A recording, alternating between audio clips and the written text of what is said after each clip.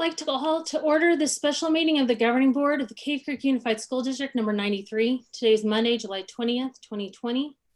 1.2 roll call. I see that all members of the board are here and members of the executive leadership team are here. Item 1.3. Do I have a motion for the formal adoption of the agenda? So moved. Order the special meeting of the Governing Board of the Cave Creek Unified School District number 93. Today is Monday. Second, Rich. Sorry, I'm hearing some feedback. Okay, we have a movement and a second to approve as presented. Member Brown? Aye. Busby? Aye. Hatcher? Aye. I'm an aye. Rich? Aye. Item 1.4, call to fill out forms for call to public address agenda items. All forms were to be in by 4 p.m. and will be read into the minutes by the board secretary. Item 1.5, would you join me in the Pledge of Allegiance at your own pace? I pledge allegiance to the flag of the United States of America and to the republic for which it stands, one nation, under God, indivisible, with liberty and justice for all. Item 2, public comments. According to ARS 38-431.01H, governing board members may not discuss or take legal action on matters raised during an open call to the public. The only allowable responses a governing board member may make are: number 1, board member may respond if there is direct criticism of the board member. 2, board member may direct staff to look into a matter. Or 3, board member can ask to have this item placed on a future agenda. Speakers need to be mindful of what they say when presenting to the board. Inappropriate comments could be considered slanderous. We will ask for comments that were turned in to the board to the board secretary by 4:00 p.m. to be read in before each agenda item. Item 3, we have no presentations or reports. So item 4.1, CCUSD returning with excellence academic offerings and school logistics. Ms. Scotto, do we have items to be read? Yes, we do, President. Okay, and before I start, for all of us that are on this call, while Ms. Scotto is reading items or there is a presentation going on, please mute your microphone because all of the paper is quite loud. And I know we're shifting papers around, taking notes. You can hear that and it's hard to hear whoever is speaking. So when Ms. Scotto is reading comments or if we have a presentation, if you could mute and then unmute when we start the discussion. So Ms. Scotto, whenever you're ready. Thank you, President Hill. The first comment is from Lauren Trolpe from Scottsdale, Arizona. Based on the information provided to parents on the CCUSD website about option 1, face-to-face, and option 2, AOE, it has been made clear that classes such as IB, dual enrollment, and AP are not being offered in option 2. I believe that CCUSD 93 not offering the DE classes to the enrollment AOE students is discriminatory. As parents, we are making tough decisions for the health and safety of our children. My children live in a household with an autoimmune deficiency member and need to attend the AOE as a given choice due to this disability. Not being able to register and attend DE classes that they are currently enrolled in for the 2021 is unacceptable. This is discriminatory and deemed completely unfair as we have no other choice in our situation. My daughter is a senior this year and is enrolled to attend English 101 DE, and my son is a sophomore who is enrolled to attend pre-calculus DE. My children have been very successful in DE classes in previous year, and in fact, my daughter completed her Geology 102 course online at the end of last year. PVCC Fall 2020 courses are all online, therefore the classes would be fundamentally online as it stands. By not offering the classes in the AOE option, you are knowingly going against the anti-discrimination pledge that you have all taken. CCUSD 93 is encouraging indiscrimination on the basis of a disability and not offering these courses in an equal opportunity to those students who attend the option 2 AOE program. The governing board of beliefs clearly states that every student will have the opportunity to learn in a safe environment. Furthermore, it also states maintain accountability to parents and students to ensure the highest level of curriculum. By not offering an equal opportunity education in both options, you are disregarding your goals and beliefs as well as your duty to serve our community. I respectfully request that you implement the dual enrollment classes at minimum for our children in option 2 AOE program.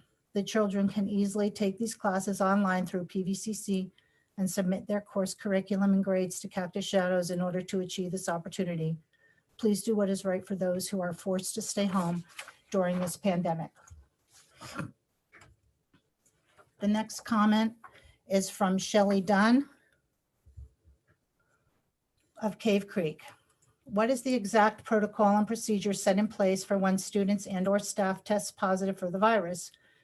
You stated on the website children that may be exposed to this individual will be sent home for 3 days.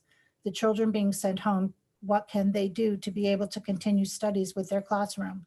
After the 3rd day, children return, and then 10 days later, another could test positive for the virus, and children who might have been exposed are sent home again for another 3 days. The cycle could continue, and the children will be losing instructional time and get behind and suffer for not having the ability to participate with their class live online. What happens if a teacher tests positive? Does the entire classroom go home? Are there substitutes in place? Are there enough substitutes to use? That's the end of Ms. Dunn's comment. Next comment is from Nikki Harrington of Cave Creek. Her concern, IB students have been given no options. They are required to be on campus. If they cannot attend on campus, then their hard work and rigor that they have earned will be lost, and the benefits of the IB program will no longer be available, affecting their future opportunities for earning the IB diploma in college and career options. Situation, my daughter is an IB senior. You are asking her to give up the last 3 years she has committed to her IB program. That is years of rigorous academic work and the opportunity to earn her IB diploma, which affects her opportunities of being accepted into colleges and her future. She is unable to attend on campus due to our family taking care of our 80-year-old mother and also having asthma and a family member being immune compromised. She is not willing to give up her hard work in IB to attend the online academy that is not affiliated with Cactus Shadows High School and does not offer IB classes. We also do not want to affect teachers and staff if ever we become contagious. Request, I ask that you consider working with the IB students to give an alternate online option from the Cactus Shadows campus since they may not be able to attend physically. Some ideas may be working directly with the IB World Organization, with the IB teachers and the administration to work with alternative methods such as webcams in classrooms, independent study, Canvas, Zoom to guide these IB students. They are independent learners and can work on their own if guided by Cactus Shadows teachers, staff, and leaders. They showed they can work independently already from their work when school was shut down from March to May 2020. We ask that you would be willing to work with IB parents to come up with solutions and help the teachers, staff, and faculty. We support you. That is the end of her comment. Next comment is from Kristen Pozen of Scottsdale. As our family makes a choice for the 2021 school year, we are making it with more than our household in mind. We have friends who are teachers and teachers who have become friends. We are very concerned for their health and safety, as well as that of the admin, support staff, bus drivers, etc. I am not confident that option 2 will keep anyone healthy and safe. There are so many unknowns with the virus. More time is needed to come up with better solutions. My preference would be to wait until there is a vaccine before anyone returns to school. At a minimum, wait until second semester to see how our state's cases have decreased. My son is enrolled as a sophomore in honors and AP courses, so he is not given a choice. He must attend school on campus, not only endangering himself, school employees, but then possibly our extended family. We are blessed to have 3 sets of grandparents near us in Scottsdale and Phoenix. We have been extremely careful, and we were early mask adopters, as were they. Is it really worth it to risk lives? Masks on campus should be mandatory and the buses should be half full. Neither of these guidelines were listed in the document up for a vote tonight. A robust online school offering to include honors, AP, and IP is the only choice. we should be making considering at this time. Let another school district be the test case for now. This will work, and let's learn from that example. Thank you. That is the end of her comment. The next comment is from Emily Petty. Upon reviewing the recently announced district offerings for the 2021 school year, I have suggestions about two alternatives. I do understand that the district is under pressure from families with various points of view. Luckily, as a nonpartisan school board, you can rely on statistics and data to make your decision rather than politics. Public educators are trusted to provide our children with information that is unbiased and based in fact. They bear a responsibility to also make administrative decisions based in fact rather than theory. The research shows that children, especially elementary age, should physically be in school when possible, but it also shows that there is little we know about how COVID-19 affects children, as they have been mostly at home since March. Excuse me one moment. Many teachers are in high-risk categories, yet they are being deemed essential workers without being given any of the PPE or other accommodations that our other frontline workers require in order to do their job safely. CCUSD should follow the lead of other innovative school districts around the country by implementing the following measures. Delay the in-person start date for all district schools until local COVID-19 numbers fall to a rate of no more than 5% positive cases for 14 days or more, as recommended by the AAP. As you know, Arizona is still experiencing a percent of positive cases over 20%. This indicates that the virus remains widespread and uncontrolled in the area. An arbitrary opening date, while better than August 17th, is less helpful because data should dictate the safety of opening schools, not a calendar. Prioritize in-person small group learning for students with IEPs in grades K-6. This could be accomplished by implementing flexible learning pods with teachers and aides supervising small groups of students in tandem until full-time regular instruction is advised. This model has been proposed in other districts around the country as research has shown the importance of in-person learning for children in special education and for early readers. Enable virtual synchronous learning for all students. This can be accomplished by live streaming classes without having to hire more teachers. Unfortunately, the online option that was chosen is subpar, and it will encourage many families to leave the district to find a more robust online alternative for their kids. The Edmonton program does not offer the quality, diverse curriculums or the caliber of instruction that CCUSD teachers provide.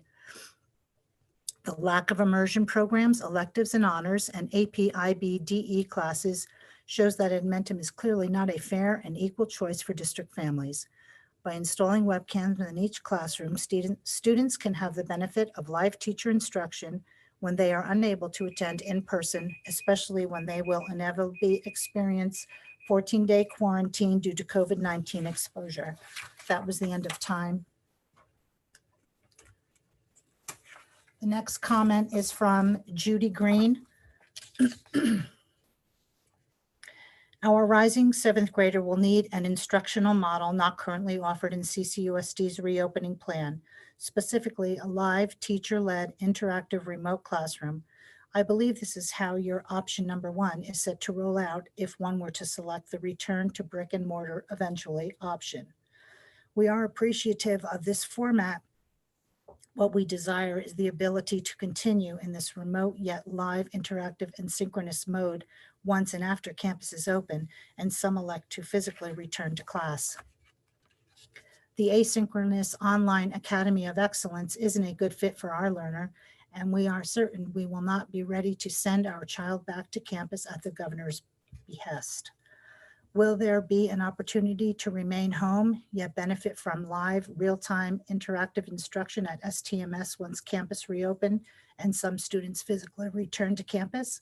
And option number 3, thank you for immediately addressing our concern and providing an answer. That's the end of her comment. The next comment is from Mark and Erika Popenhagen. Please explain to us in detail how a hybrid model is too expensive to consider.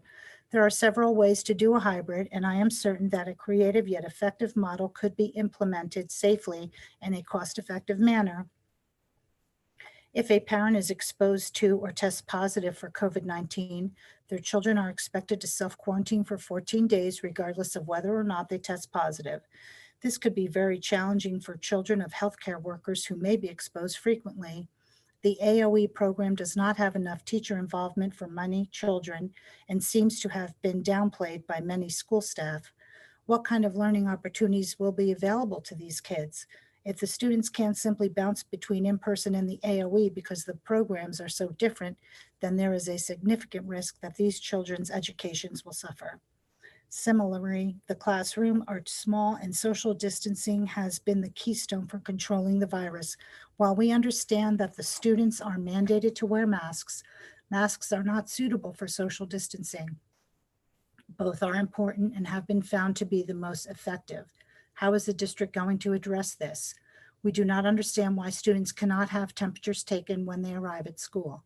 If we can test over 1,000 employees at the hospital for which I work as they enter, why can't we test a couple of hundred kids, especially since we've been told that they will be staggered entry into the school? Why can it not be set up that a camera is focused on the teacher while he teaches the lessons of the school that is then broadcast in real time to students so that they can have the benefit of the lesson as taught by their appointed teacher, and all of the information that we have received from the district and from our direct observations. The teachers at CCUSD are excellent. Children who opt to learn from home should be able to have full access to that excellence. We have been told that we do not have the resources to do this in every classroom, but the teachers all did this at the end of the last year from their computers, so we know it can be done.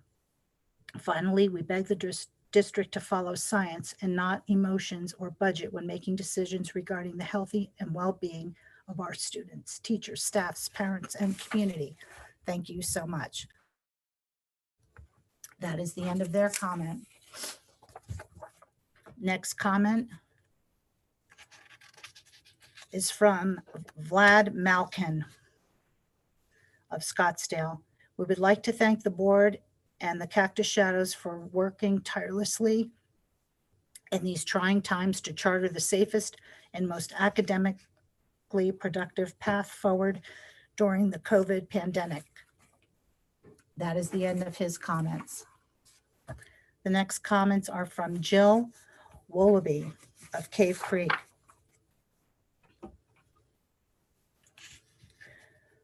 What is the maximum class size for the high school? Will you be adding lunch periods in the high school? And if not, how will you meet the state requirements for group gatherings of less than 50 people? Will the high school close if a teacher or a staff member tests positive? If so, for how long? If the Academy of Excellence is teaching a different curriculum than Cactus Shadows, how can a student transition back to face-to-face after the first semester? Those are the end of her comments. The next comments are from Dr. Kathleen King Thorius of Cave Creek. Dear Superintendent Burdick, President Hill, and school board members, I am writing as a parent of a CCUSD elementary school student with public comments of appreciation and concern about the process and outcomes of CCUSD's decision-making regarding school reopening. I acknowledge the complexity of this decision amidst rapid increase in cases of COVID-19 and developments in state and federal guidance and mandates. I greatly value the work of our educators and community members in what undoubtedly has been a painstaking process of making such consequential decisions, particularly within a socio-politically charged context. I respect deeply the tough decisions families and parents are making at this time as well. As a public educator for over 20 years across K-21 settings in 3 states, including Arizona, I appreciate what appears to be a particularly educational decision-making process through the involvement of many district stakeholders in weighing available information. I have particularly appreciated the communication of BMES PTO President Jessica Spencer, who has been a true liaison between families in the district. She has both filled in gaps and sought clarification and information that had not been provided through district communications, particularly related to the equity implications for participating in special education and related services, dual enrollment, AP classes, across access to technology and instruction for emergent English learners. Thank you to Mr. Owsley, who has provided detailed information to our families and continues to demonstrate a willingness for open communication. At the same time, I expected more transparent and timely reporting of the roles and information considered by the district, along with the process utilized for the reopening committee to make and communicate decisions. My concerns and related questions to the board and superintendent are as follows. Surveying CCUSD families and staff was of utmost importance. However, the family survey was not designed to prevent completing and submitting multiple times. Despite this reliable issue, the instrument data analysis guided district decisions about return to school options. I do not know if this was the same issue for the staff issue, since I do not have access to that link, but I assume the design was the same. How many of the families' responses were repeat responses? Did the district track this information?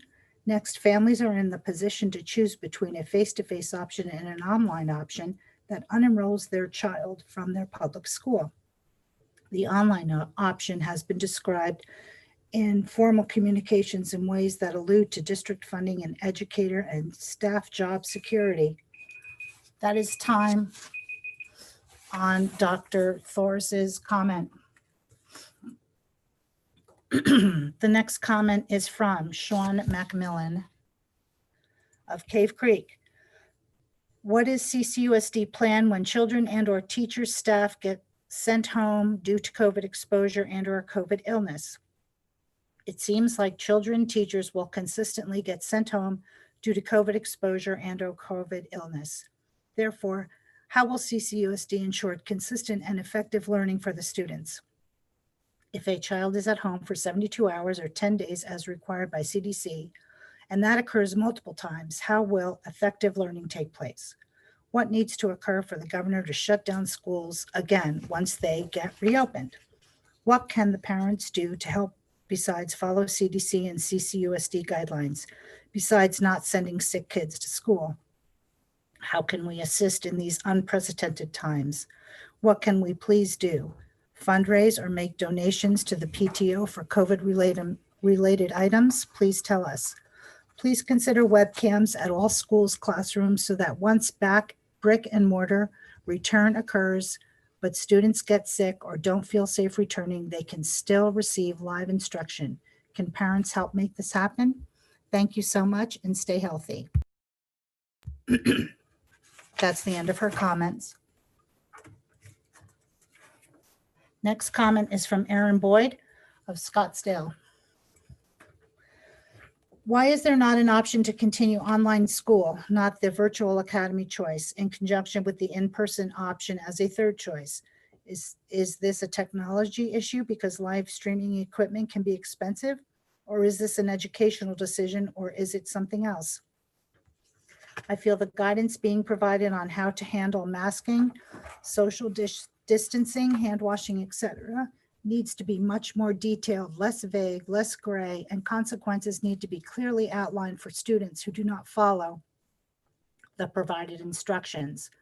And how will you ensure this information is effectively communicated to parents and to students prior to schools physically reopening? I have seen detailed manuals across the county that have already been distributed to parents, not just a listing of facts on a website. The instructions need to be clear, concise, and in accordance with medical professionals' guidance and or CDC guidance. For the safety of every person physically at the schools, there can be no gray or room for personal interpretation in the instructions. That is the end of her comment. The next comment is from Cynthia Ray Abraham of Cave Creek.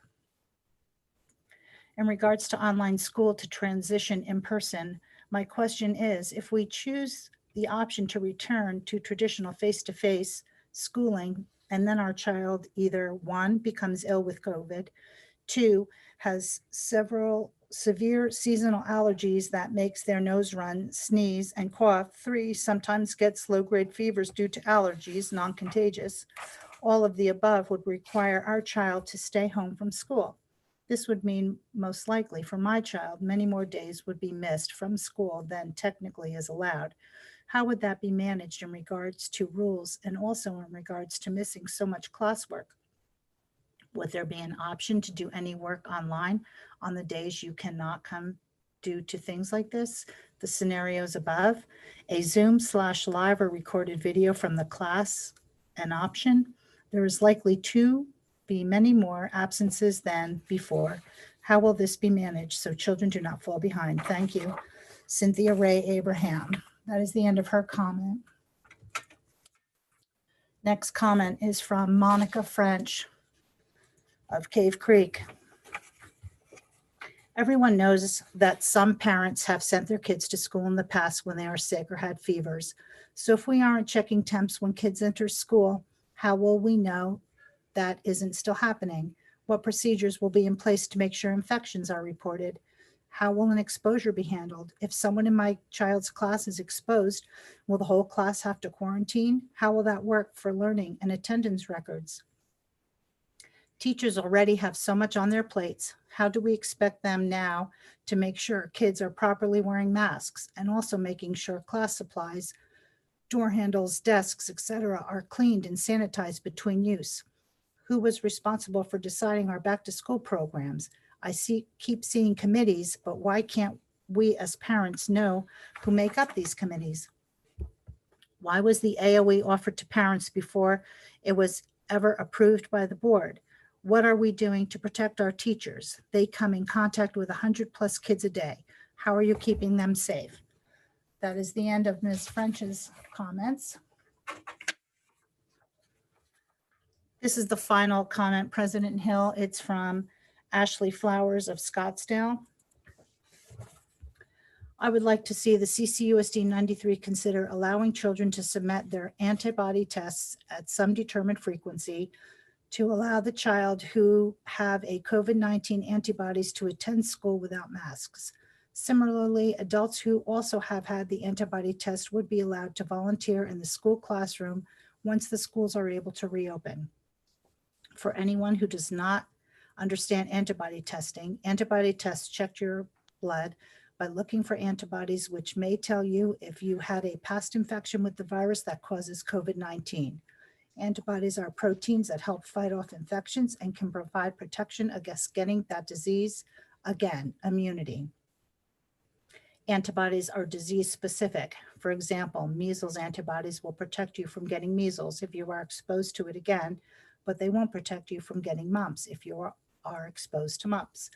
Antibody tests for COVID-19 are available through healthcare providers. Thank you for the opportunity to address the governing board during this ever-changing climate.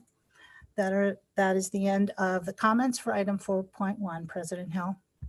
Thank you, Ms. Scotto. Item 4.1 presented by Dr. Burdick and Dr. Miller.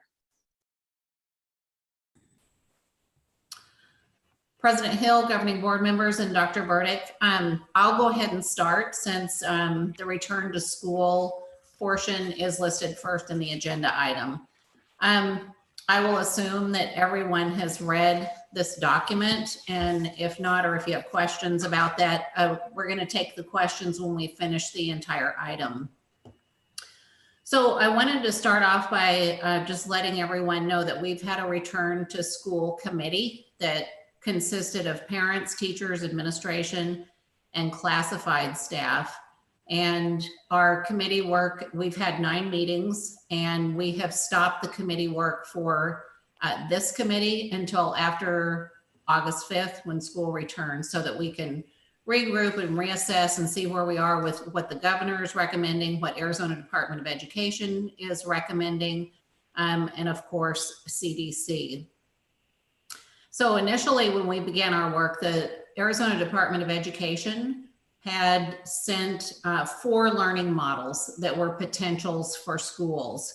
And so we looked at all 4 of those models, and we initially started a lot of work on the hybrid model. And we actually had developed 6 potential models that might be used.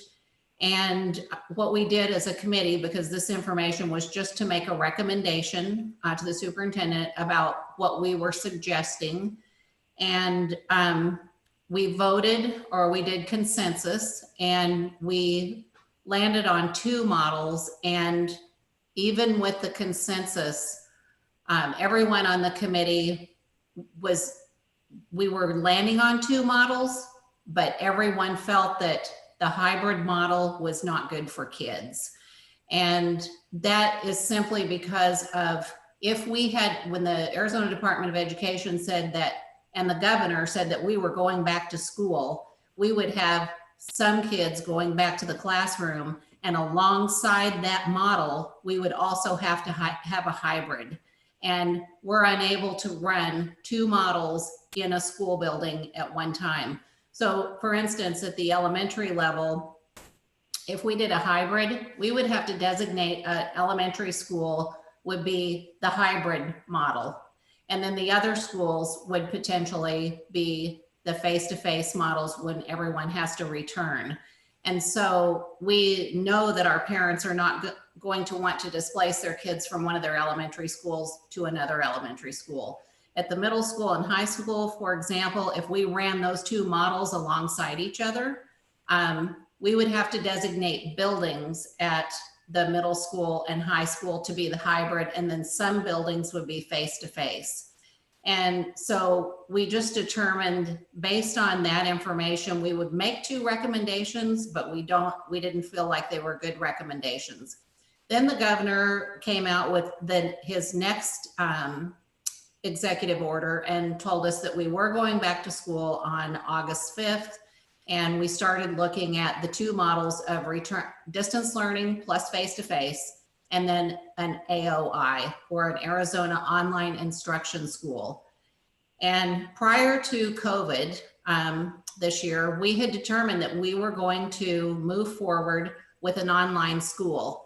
And that was to capture students and parents that wanted an alternative from going to brick and mortar schools. Then we had COVID-19. And so we picked up the pace, did the application for the Arizona Online School. And then the ADE, Arizona Department of Education, said, you know what? You don't have to get it approved, because in this unprecedented time, we're going to go ahead and allow you to have that school without the final approval. So many schools in many districts did exactly what we did, and they applied for an online school. So we will be this will be school number 8, and we move forward with that process. So the committee work continued to move forward as we looked at face-to-face and distance, and then the Arizona online instruction. Our committee is the committee that put out the surveys, both to the parents and to the staff. And I'd like to say thank you to one of our parents, Jenny, at one of our elementary schools. She is a researcher, and she develops surveys as her profession. And so she has spent much time and effort developing the surveys and getting us the results. And as you all know, during all this time, as we would have committee meetings and we put out our surveys, everything continued to change. So we also sent the question out to all the parents, which model would you choose once we got these 2 options out to our families? To date, and we know that a lot of families wanted to wait until the board meeting this evening to make their decision. We have about 5,400 students in our school district. To date, we have 3,090 responses, and 2,725 have elected for the distance learning and face-to-face, and 365 have enrolled for the Arizona Online School, which is the Academy of Excellence in Cave Creek. So Certainly, we know that learning is going to look different. I couldn't agree more with all the comments that I've heard here tonight and from parents in general about we have outstanding teachers and we are going to do a fantastic job with our distance learning and with our AOE. So that's a little bit of the process of how we got to option 1 and 2. And we feel very confident about both options and our teachers' ability to teach both options. So with that, I think that's all I have for that portion of this item. Dr. Burdick?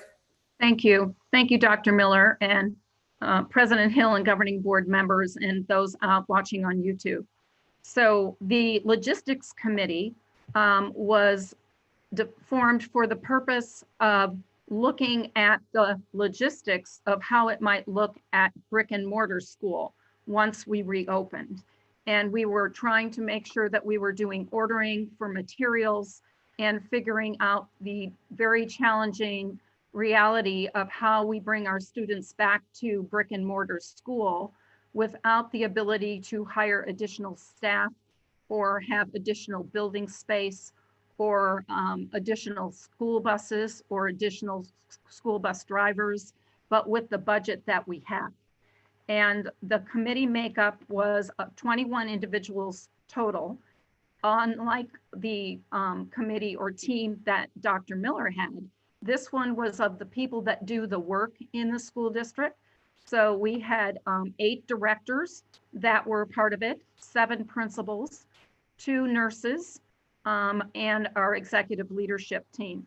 We actually had a total of 8 meetings, and then those were group meetings. And then we had actually 8 subcommittees that also had their mini meetings with their subcommittee. And those subcommittees were delivery of instruction, clubs and athletics, transportation, communication, PPE, calendar and classroom scheduling, non-essential visitors, and child nutrition and health and wellness. And so we had quite a few meetings. We're meeting every week. We are continuing to meet and will actually meet this week for our last scheduled meeting, just checking on seeing what questions people on the committee have, as well as any ordering issues we're having, et cetera. We started meeting in June and have continued to meet throughout the weeks through July. You can see in the documents that you have the logistics pieces that we have included for the board and the community. This is the pretty version. We've been working on it on an online document and adding to it and changing things for the entire month of June and July. And I want to mention, and although this is really part of the academic piece that Dr. Miller was talking about, that we have heard so many folks that have said, why can't you do something besides the AOE for the students that may need specialized classes?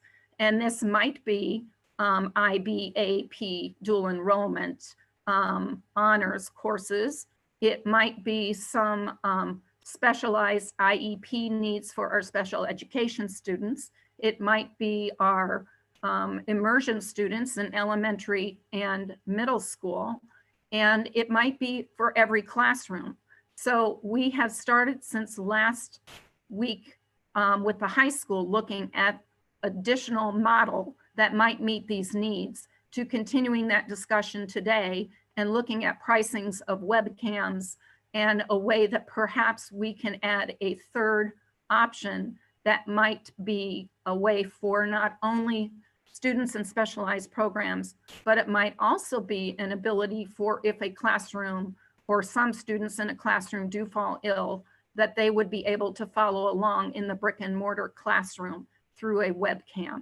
And so again, we have just started this looking at this option and all the logistics and budget it might take.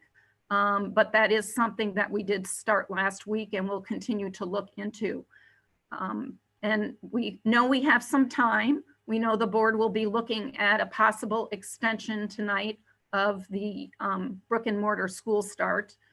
We also have been hearing rumors from downtown in the governor's tower that there may be an additional executive order this week that may also extend the school time. So with those things offered, I think that has been one of the most consistent questions, including some of the comments that were read by Mrs. Scotto tonight about a possible webcam option. The other thing that we've heard a lot about is what happens if a student gets COVID-19, or what happens as a staff member gets COVID-19? How are you doing contact tracing? How long will that student be out of school? Will the classroom be out of school? Will the school close? Many questions that we are still waiting for guidance from the Maricopa County Department of Public Health. And we keep asking when the specific guidance will come out. We have had 2 webinars in the last 2 weeks from them. They have not gotten to those scenarios and questions yet. So the information that you see in our guidance, which has a scenario 1 and a scenario 2, are possible scenarios for that. But we would immediately, if we do have a case, be contacting Maricopa Department of Public Health for their guidance, if they have not given it to that point, on what would be the best practice for our school. We do know if there's an active case, number 1, we shut down that classroom, and after doing contact tracing, we may have to shut down other areas of the school depending on where the student or the class went. It's easier for us to do at elementary since those students will be grouped together than it will be for us to do at middle, although middle is in teams, still a little more aggregated. But at high school, the students will be changing classes, and that will be much more difficult to be able to keep it contained. So all of those things will be factors anytime there's an exposure or a case, and we will have to look at many things. It's not one of those things where we can give you a chart and say, if this happens, then this. We will be looking at all the contact tracing, where the students or the staff member may have been, and then determining with the guidance from the health department, what is the best case for containing that exposure in our school. With the scenario, let's say that a classroom is shut down, and let's say it's elementary, we would then go back for that entire class to the distance learning model that we are starting with before going to brick and mortar.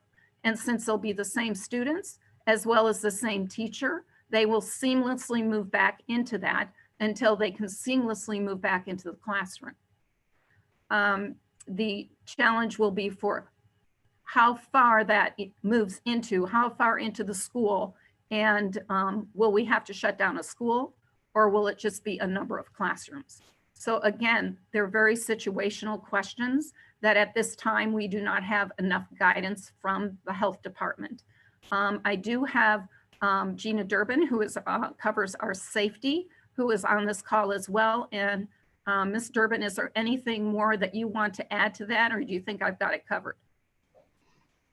Dr. Burdick, President Hill, and members of the board. No, I believe you did exactly what we just actually heard from the webinar last Thursday. They are really aggressively working on this document. There will be a lot of scenarios. They are actually working on an online reporting form for the nurses to use so that they can track. And they had said on the webinar last Thursday that really the last resort would be to shut down a school. So they really are not wanting to do that. They are working with schools, but aware of the situation that it could be something that could spread, or there could be multiple people that may have contacted it. But Dr. Burt, you're correct in saying if we get a case, we call them. They are the ones that are going to guide us through the process. Thank you. So at this time, I'm sure the governing board members may have additional questions, and Dr. Miller and Dr. Abrams and I, and perhaps a few others on the call that have had work with developing the documents that are in the board packet. We may call on them as well to respond to questions. Did you want me to go ahead and make the Motion? Yes, please. President Hill? Okay. Yes, please. So the administration would recommend that the governing board approve the CCUSD Returning with Excellence academic offerings and school logistics document for the 2020-21 school year as presented. So moved, Rich. Second, Hatcher. Okay, before we just start discussion, which we're going to do, I know that these items, all of them tonight, are going to have, we're all going to have a lot of questions. So we need to be mindful of allowing all, I'm not going to jump in and do an ordered list of who gets to go first, but we do need to make sure that all of us have a chance to get in some questions. So with that in mind, I'm actually going to jump in first. I'm going to use that bully pulpit. I have two questions. I might have more, but I have two I just want to get out real fast. I'm sorry, three. And then I think I may be able to sit back. The first question is probably for, well, I don't know who. As far as AIA is concerned, because I am concerned, I have a high school student, a high school athlete. For AIA, as I understand it, if the student is in the both return to school when the school's open, as well as the online excellence academy, or what, you know, our name for it. Am I understanding correctly that the AIA says that yes, those students can participate in AIA sanctioned sports, whether or not they're at Cactus Shadows or the academy, the online academy? Is that true? That is true, President Hill, as long as it's not a student who was out of district and just moved in and went on to that. There are certain regulations for AIA, but the students may, the online school, those students may participate in their own school activities. It could be for elementary in clubs, et cetera, as well. And it's similar to our homeschool students who are allowed to participate in our clubs and our athletics. But again, they would have to be approved through AIA rules to make sure there's not some reason dependent on when they, where they were the year prior, et cetera, that would Right, like transfer them rules a and stuff. transfer, yes. Okay. A fast question is, if we are able to do webcams, that might change a lot of people that are wavering between the online academy and the in-person. Is there a chance then, if that is something you guys are beginning to look at, are we able to extend, you know, the hard and fast, you have to make a decision, because that could be something that really changes some people's opinion? Would they be able to go back and say, instead of doing the online, they want to stay, if possible, with the synchronous webcam experience? If that's something we offer as a third option, is that something people are going to be able to go back and change their minds on, since that wasn't an option given to them in this current questions that we have out? Dr. Miller, did you want to take that one, or you want me to? President Hill, governing board members.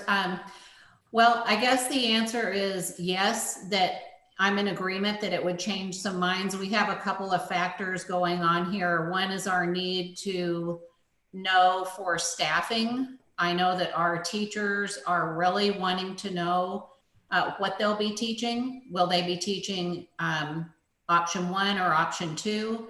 And we will have to staff for that. So that's a concern. I would assume that if we are able to move forward, and I know that we have to see, are we even able to make the purchases? If all of these webcams are available, we really think that we can move forward in this direction. So it's kind of like, we need to know both. Can we do it? And we also need to know it for staffing, and so that our staff knows what they're going to be doing. Okay, and my last question is, you guys mentioned it because we have no direction, and I understand if elementary is easier to shut down and send home as a group. If you have a high school student who's exposed, something happens in English class, does that mean that high school student now has to stay home from the other 3 classes because they've been exposed, but they're moving around the school? Does that mean you've got, you know, students in and out at the high school level individually? So you have a student that wanted to come back in person, but is somehow like their English class is exposed to someone. So now those kids in that English class all have to stay home from not only their class, but either their other 3 or 5 classes, depending on what year they are. Now they're going, what would they do if they have to stay out those number of dates? Because for a high school student to now be exposed, but having to be out for 14 days, that's a very difficult way to make up any work. So how would that work for the high school students who you can't, unless we're sending home a whole school with one kid getting sick? I know we have no direction from the county, but do we have a plan in place for if and when that happens? Because I'm going to assume it will. I think, President Hill, what we are considering is if we're able to do the webcams, that would allow seamless transition for any student. But if there wasn't a student with COVID or a staff member in a classroom, that is probably, we're expecting some type of guidance that may restrict that class for a certain number of days. But if they are in the distance learning to brick to mortar, that class then seamlessly goes right back to the distance learning. And then with contact tracing, that student, we would be looking at every class that they went to that day and all the other students then that were exposed in that. And that's the type of guidance we haven't received yet from the health department. Potentially, it could be exposing, exponential numbers of students if you had to trace all of their classes during the day and everywhere they went, with the possibility that every student could have gone to different classes. Right. But with that, given no guidance at all. No, what we have is what is in this document. Okay. And so that is what we've been given so far. But we know that once schools start, well, we know they're saying next week on our webinar, they should start being able to give us some scenarios, multiple scenarios that would answer these types of questions. Okay. We think that using the webcams, and again, we know we have very talented teachers and we know we can figure out a way to do the webcam option, but that would allow, if a student does get ill or a group of students or an exposure, for the webcam option to allow students to be able to see their teacher and go along with their class. We're looking at having a second person in those classrooms to help with chat questions and being able to keep the webcams focused on the teacher and all the logistics like that. But again, we just today got some numbers on costs, and now we are looking at exactly what would that look like. Okay. I know I didn't answer your question, but I don't think anyone has an answer. Yes, I apologize. I'd ask it anyway. Okay. We keep asking too. I have other questions, but I'm going to come back because I don't want to monopolize. So do we have, I'm sure we do. So other board members with questions, if maybe we can just like ask 3 and keep the others, and after all 5 of us have gone, come back around, that might be the most equitable way to get questions answered. So I've asked my 3 for the time being. Someone else want to jump in with some? I've got a bunch, so I'll do 3. That's okay. Yeah, pick 3 and then we'll just kind of go around. I think 3 is enough to kind of get our heads wrapped around a little, and then let someone else ask and kind of get back. You've already answered some of them, y'all, so that's good. But before I ask my question, I would like to thank everybody who's been involved, the staff, the parents, everybody on that committee, those committees. I can't imagine the work that has gone into that. So thank you very much. Pre-K, first grade, maybe second grade, many times they sit at tables. And if you have a class with 25 kids coming in other words, if most of those parents are choosing to have brick and mortar when it's okay, when we start, how are they going to social distance? Are they going to have desks rather than tables, or are they going to continue to have those tables? And I don't care who answers, whoever wants to answer. I think, well, I can start, and if Dr. Miller wants to jump in, that's fine, or Dr. Abrams, but if we have our typical class sizes, we are not able to social distance without getting additional funding for more teachers and more space. I know the national number for, if we followed all the CDC guidelines, was over $1 million per school district. And so the reason we are asking everyone to wear a mask is because we are not going to be able to social distance. When possible, we will ask teachers to arrange their classrooms as sparsely spread out as possible, maybe taking out some of the furniture that they don't need. Many of us as teachers have a lot of things in our classrooms when we had a classroom. So maybe there are some things that aren't needed in order to spread desks out, but we don't have enough desks in the district now that we have been moving towards doing flexible seating. Many of our classrooms have moved to flexible seating and don't have desks. The higher in grade level you get, the more desks you have. The lower in grade level, the more flexible seating if you go through our classrooms. So there are things we can do to mitigate that by having students at tables, if possible, face a certain direction. We have talked about possible plexiglass, although that's extremely costly, but at minimum, the students in a classroom unable to socially distance, everyone would be wearing a mask. Okay, thank you. If subs are unavailable in exposed classrooms, if you have a teacher that tests positive for COVID or thinks they have COVID and is sent home, and hopefully there's a sub that can come in, if subs aren't available, are they going to combine classes? Like, would you combine one third grade class with another and let that other third grade teacher take both classes? Or how are they going to do that? So Member Hatcher, I know that typically we do that when we don't have enough subs, we combine classes, although that would really overload the classroom. But we received very encouraging news today from Ms. Lynch about the responses from substitutes. Ms. Lynch, do you want to share some of that data? I don't know if you have it with you. I don't have the actual data in front of me. I apologize about that, but we had about 87 substitutes respond to our survey, and over 65% said they were willing to either sub in the AOE or in face-to-face. We only had one sub that said that they were not going to be returning, and two subs that said that they would have to wait and see until second semester. Okay, thank you. So with that information, it tells us that once we get these folks trained, which of course, we train our subs every year, we hope to have a seamless transition back and forth with a classroom and not have to put two classrooms together. Yeah, okay, thank you. And then my third question, moving into the platforms, Canvas.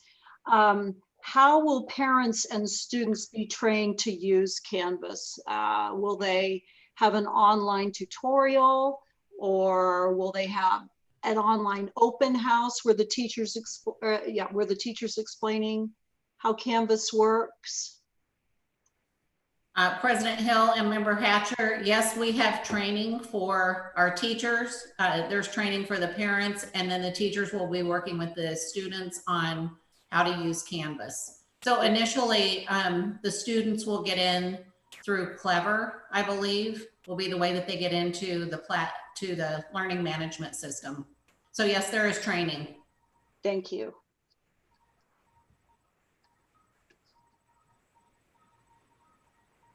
Okay, Beth used up her 3 at this point. Do we have another board member with questions?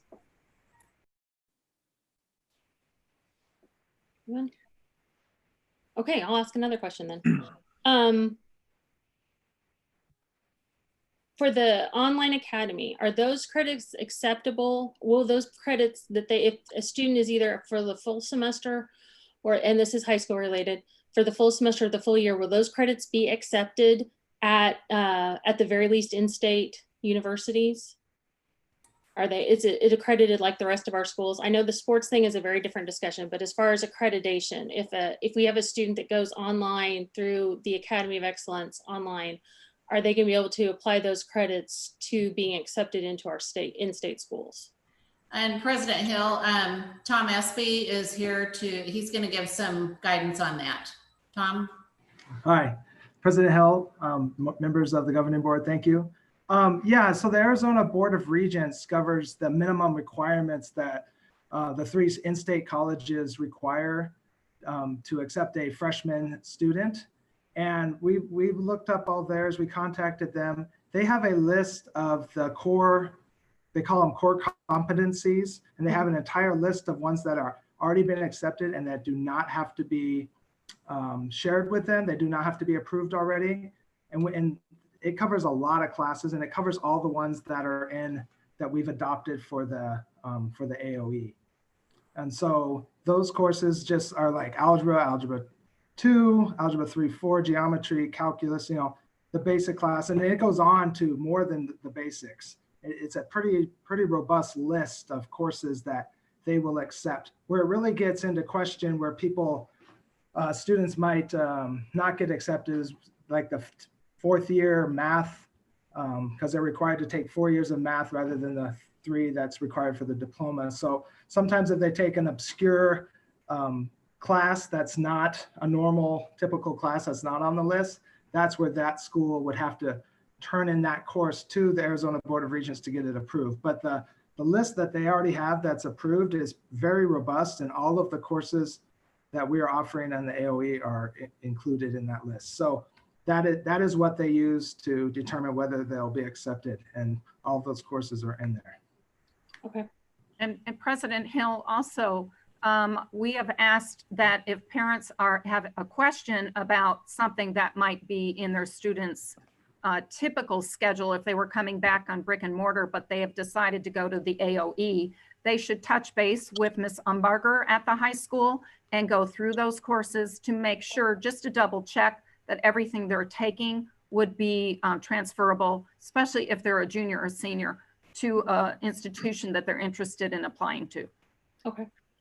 I guess my last question, and you guys kind of touched on it, but there has been a big concern about if we have the students that do online, those that are not always upperclassmen, but you are looking a lot at juniors and seniors, although freshmen and sophomores are in AP, but the AP IB dual enrollment situation, particularly I would say for those seniors that are IB that are physically unable to come back to in-person, is that where you guys are trying to make the webcams work? Because it is worrisome that kids that have done something like that program that is very intensive are now not going to be able to finish it. So is that where you're looking and hoping that the webcams can come into play so the kids can still have those more advanced courses that aren't currently offered in the online only academy?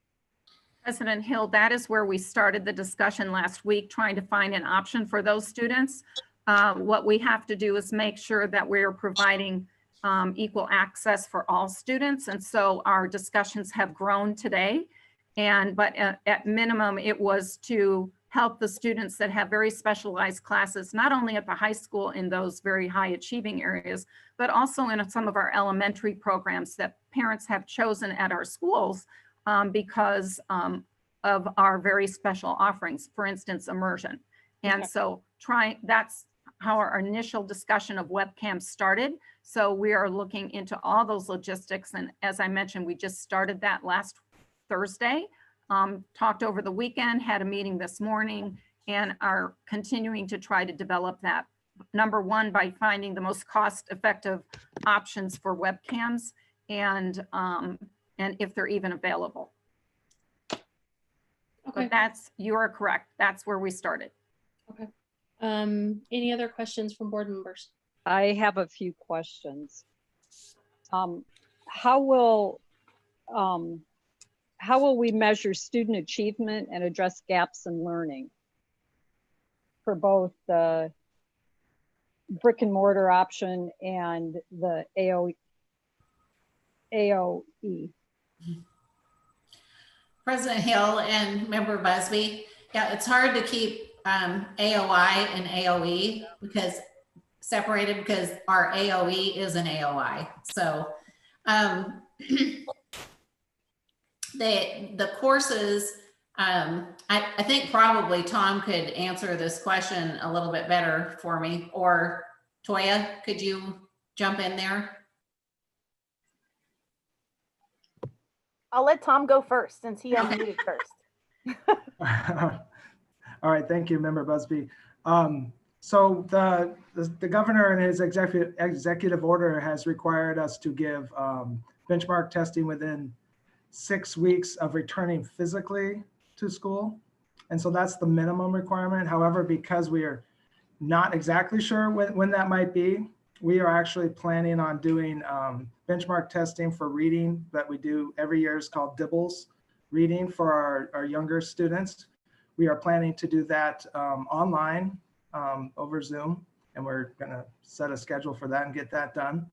And then for the older students, if we do get back right around the end, by the end of the first quarter for sure, that's when our regularly scheduled benchmark is that we take in School City, and that's an ELA and math benchmark that cover the standards for the first quarter.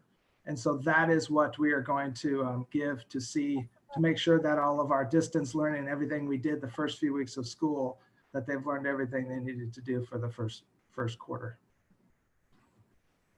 And that goes all the way up to 10th grade. Okay.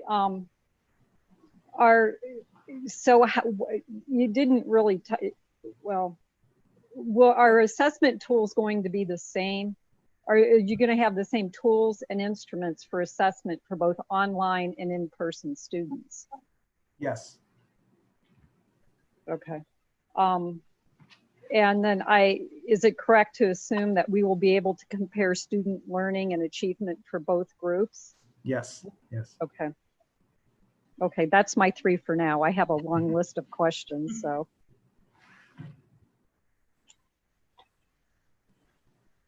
Sorry, I muted myself. I can go next. I really just one question and a comment. I'll do the comment first. I would also like to thank the teachers, and staff, the administration, and the parents that served on these returning to school committees and the logistics committee.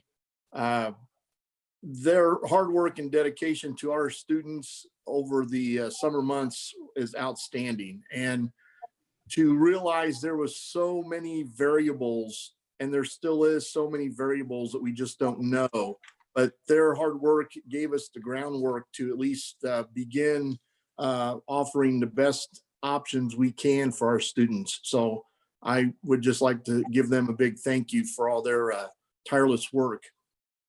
My one question at the moment would be between the Academy of Excellence and at Cactus Shadows. The Academy of Excellence curriculum is going to be, I'm assuming from what I've read, is different from what's currently offered at Cactus Shadows. And I also saw that parents would not have the option to change back until possibly the semester break. Is that something that obviously we don't want to disrupt classes and students and class sizes, but is there any plan? I mean, it's an odd question.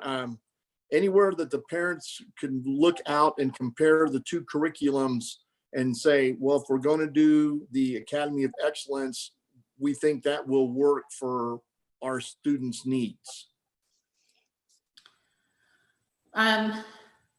President Hill and Member Brown, it's our recommendation that they don't go in and out of the two options.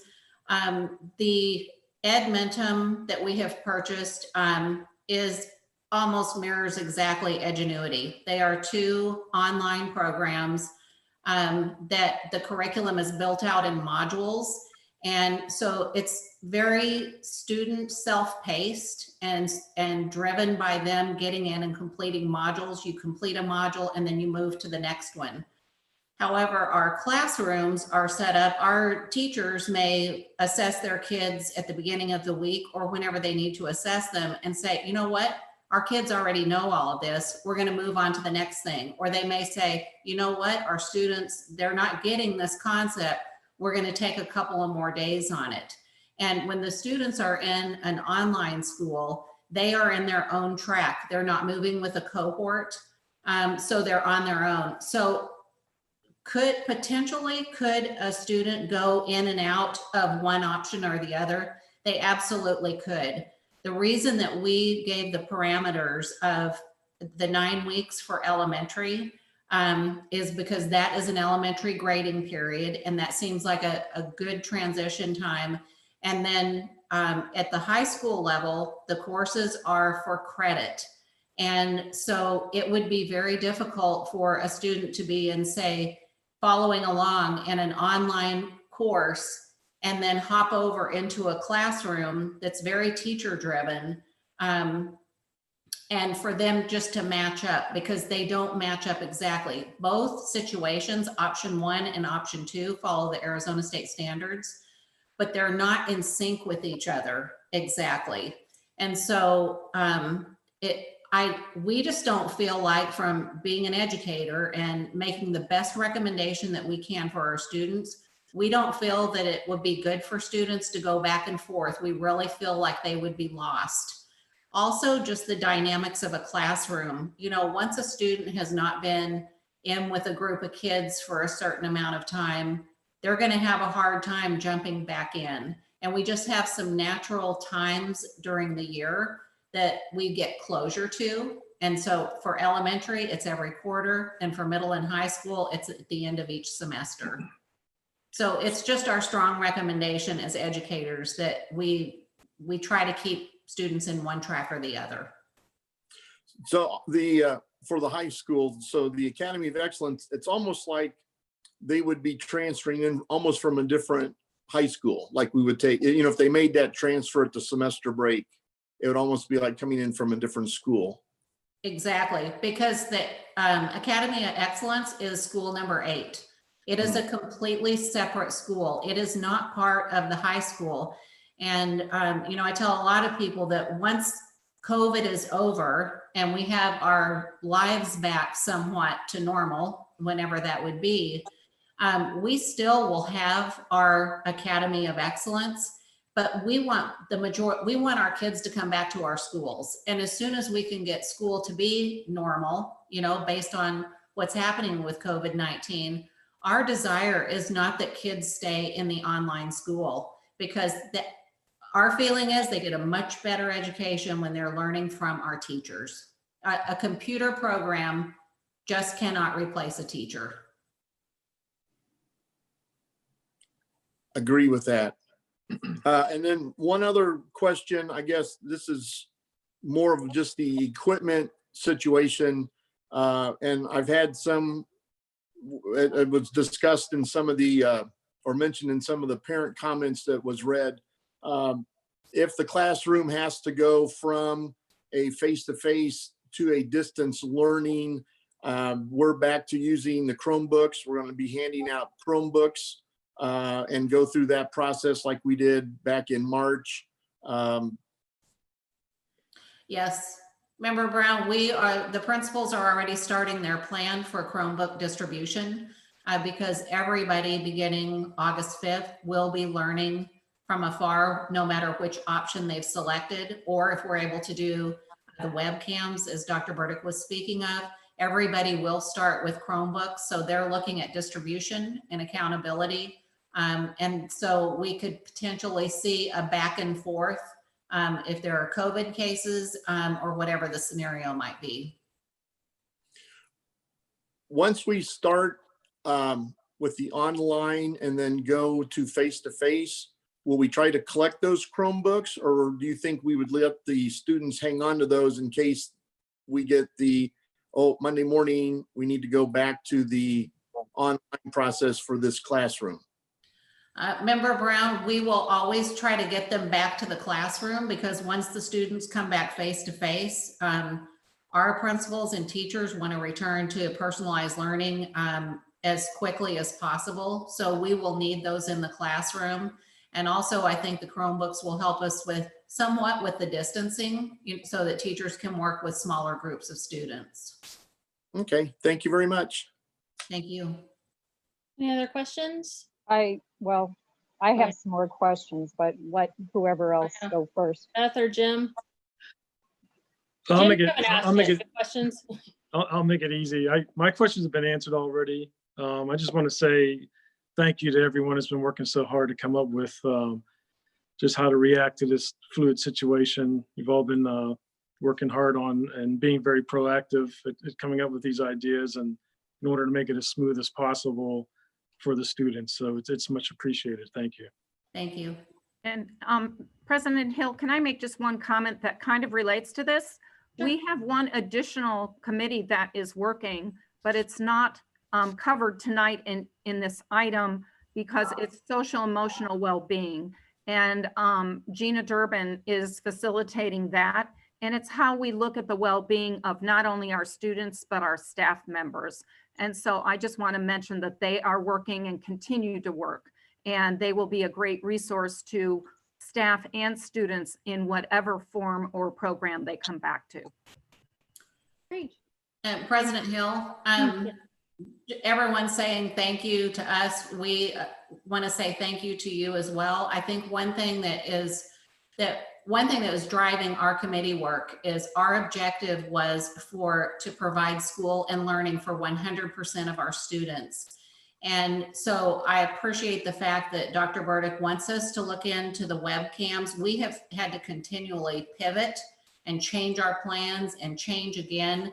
And we want to meet the needs of 100% of our kids. And so we don't take it lightly when we hear that the community, that certain families don't feel like we've provided for them, because our goal is to reach 100% of the students. So we'll continue to do that. And we appreciate everyone's support. And even though some parents have said, this doesn't work for me and this isn't going to work, everyone has been super supportive. And we had one comment from the initial parent survey, and the parent said, thank you so much for your work. We know that not 100% of the people are going to be happy with the decisions you make for the schools. However, we want everyone to feel like we have an offering for their kid. So that's been our goal all along in all three of these committees. And Gina Durbin has led the social emotional committee, and everybody's just come together and worked really hard. So I appreciate everyone as well. Thank you. Okay, Beth, did you have more questions? Yes, I do. My next sets of questions have to do with the platforms that we're being asked to approve tonight. For Listos, I noticed it's for 3 and 4. Oh, wait, Beth, I don't know. Dr. Burdick, we haven't actually talked about the platform discussion. Correct. Hasn't come up yet. That is So we need to wait on that. That's another board item. Okay. Yeah, that's 4.3. So All we right. can't talk about that yet. Sorry, Beth. Okay, well, I've got plenty of other questions Okay. for other stuff. Google Classroom, I know a lot of teachers have been trained on, and are they able to still continue using Google Classroom, or do they have to move into Canvas only? Or do those two programs talk to one another? Member Hatcher, we've had a lot of discussions about that, and we really felt like K-12, we needed to have a common learning platform, and we also have listened to parents, and the learning needs to be different for the fall. It's new learning, new standards, and so Nancy Pratt has worked with us to select a learning management system, and I think she can explain a little bit more. However, I think if they use Google Classroom, it would have to be outside of Canvas, and we're asking everyone to use Canvas for our learning management system. Nancy Pratt, did you want to add anything? Sure, thank you, President Hill, Member Hatcher. So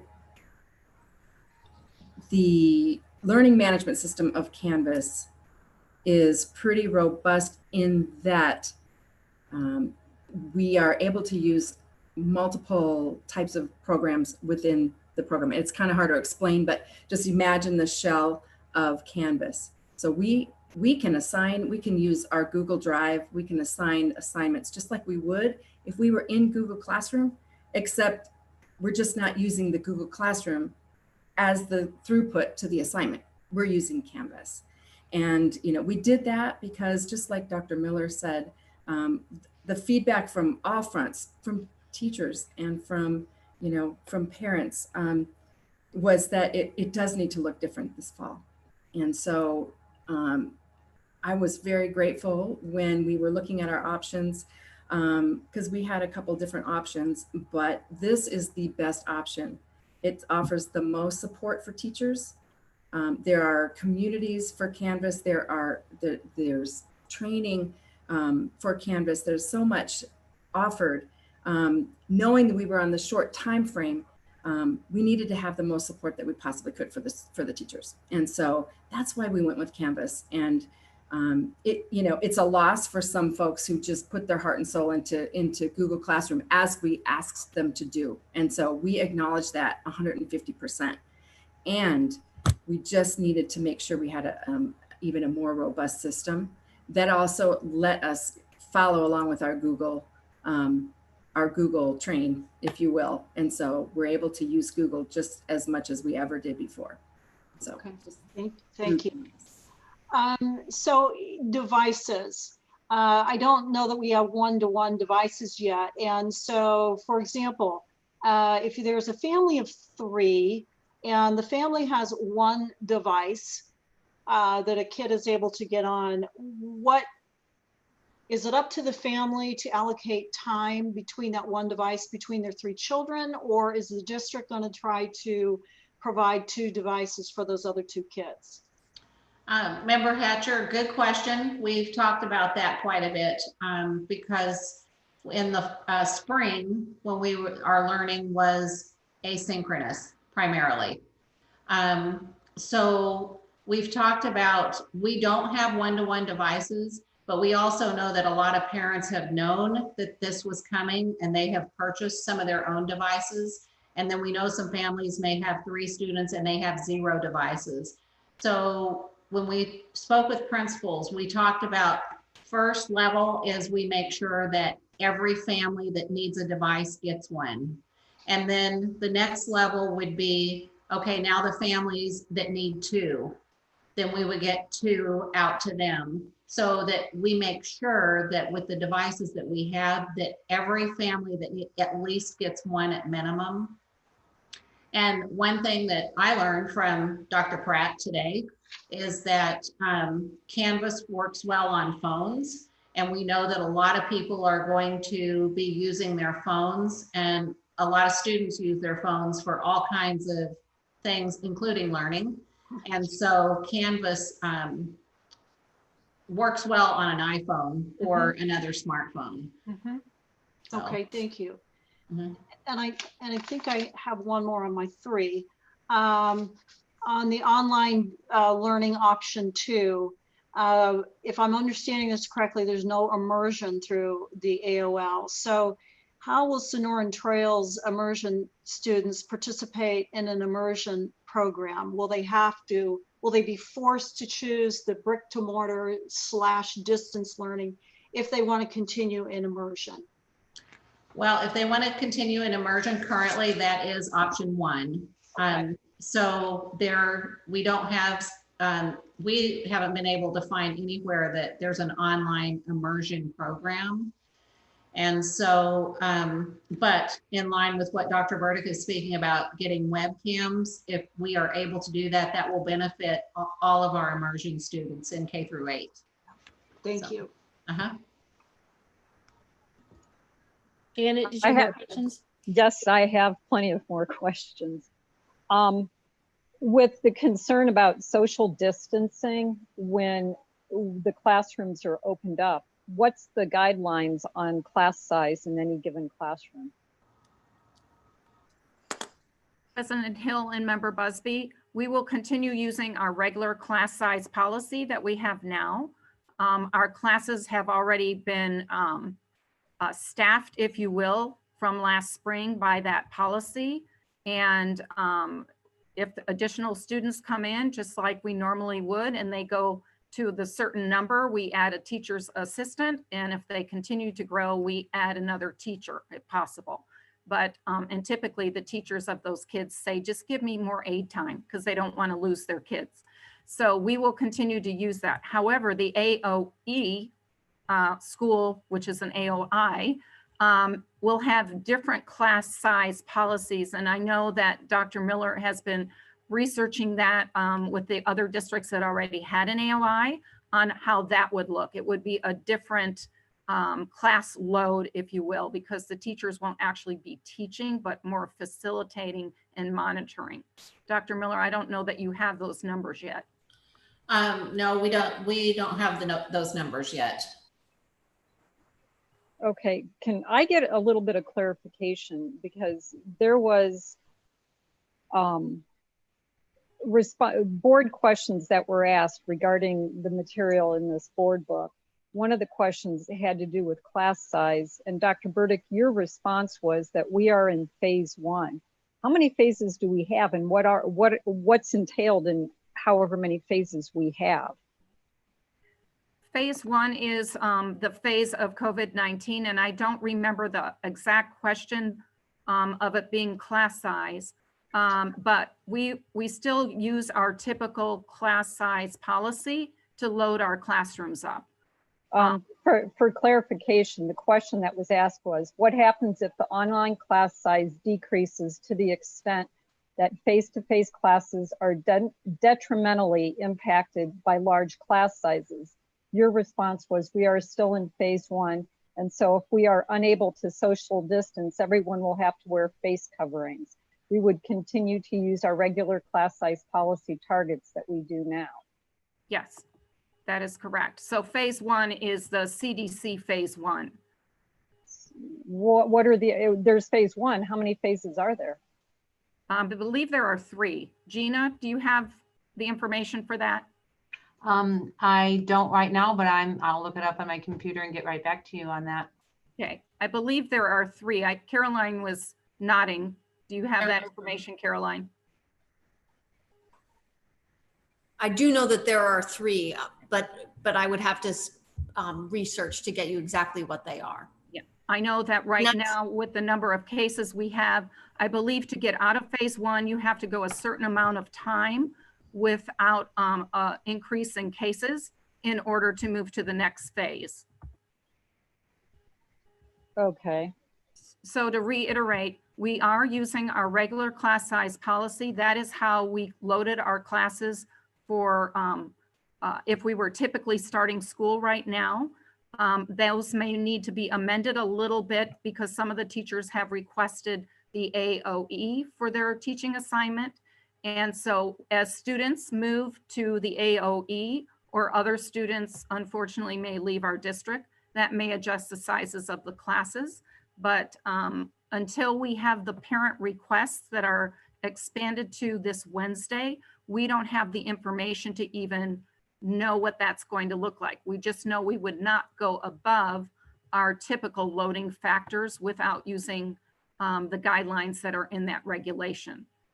So in other words, if it starts with a loading factor and it increases to a certain number, we have the numbers that allow us to give a classroom an additional staff member, a teacher's aide for so many hours.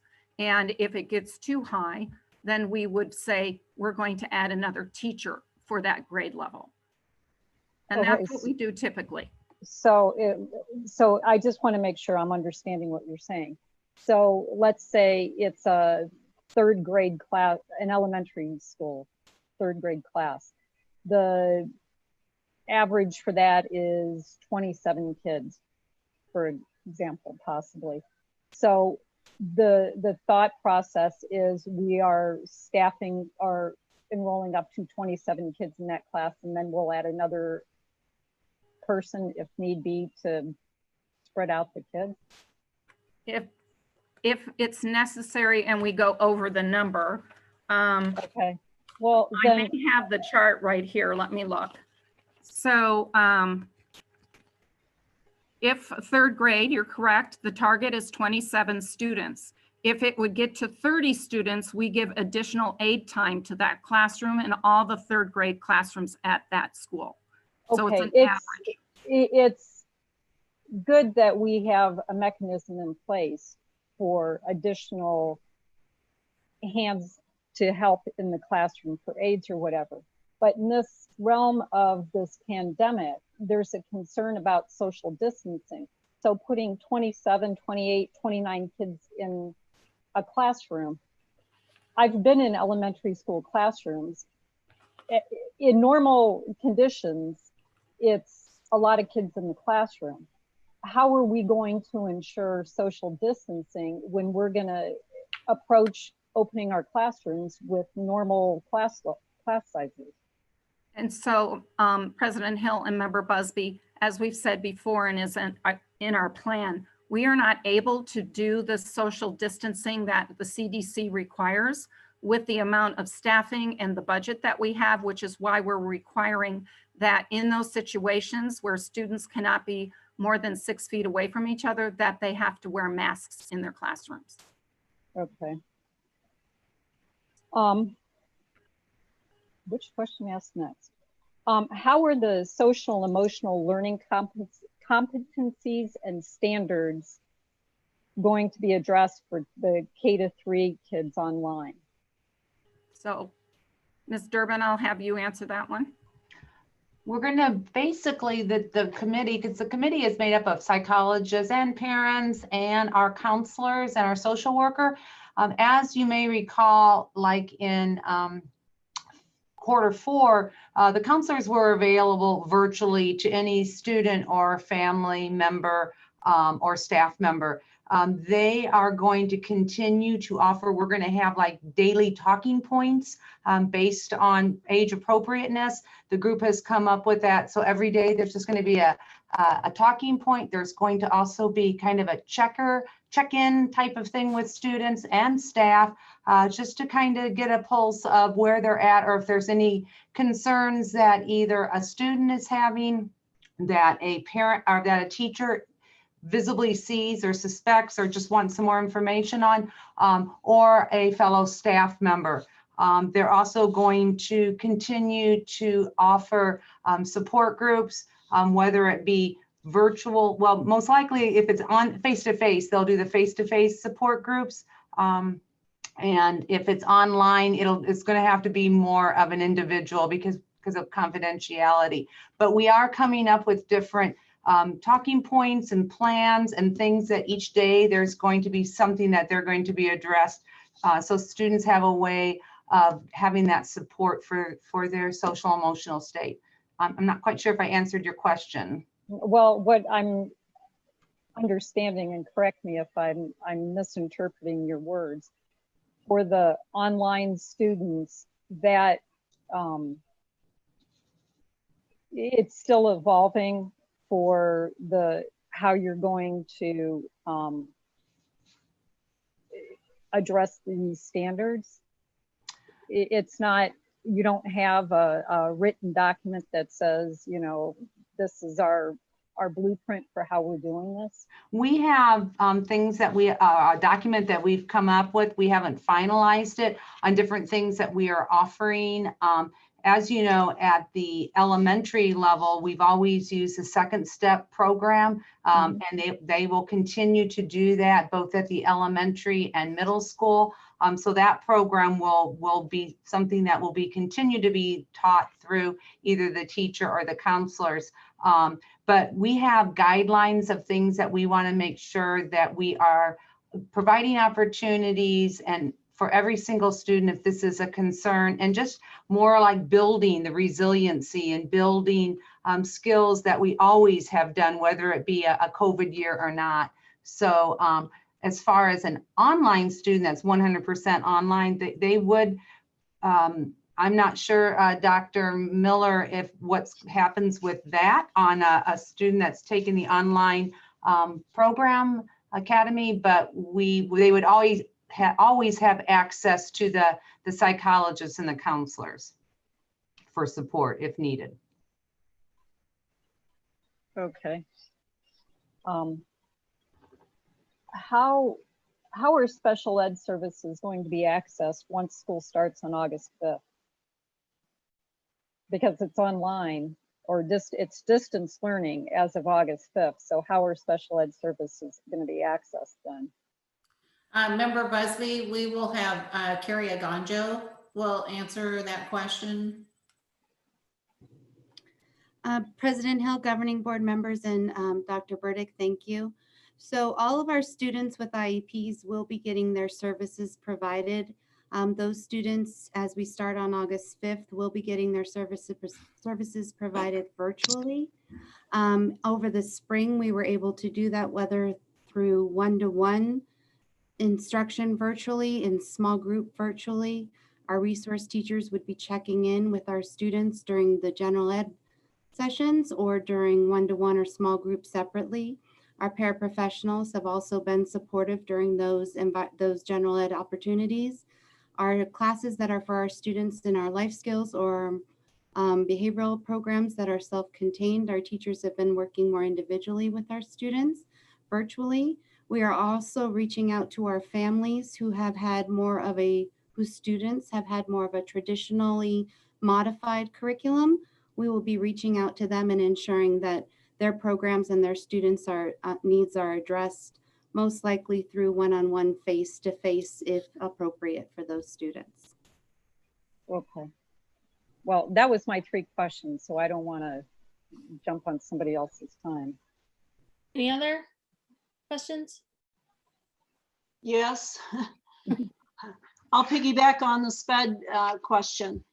For kids who choose to remain at home, how will PT and OT be delivered? Are PT and OT teachers going to give the instruction and share strategies with the parents so the parents can reinforce that? President Hill and Member Hatcher, yes, it depends.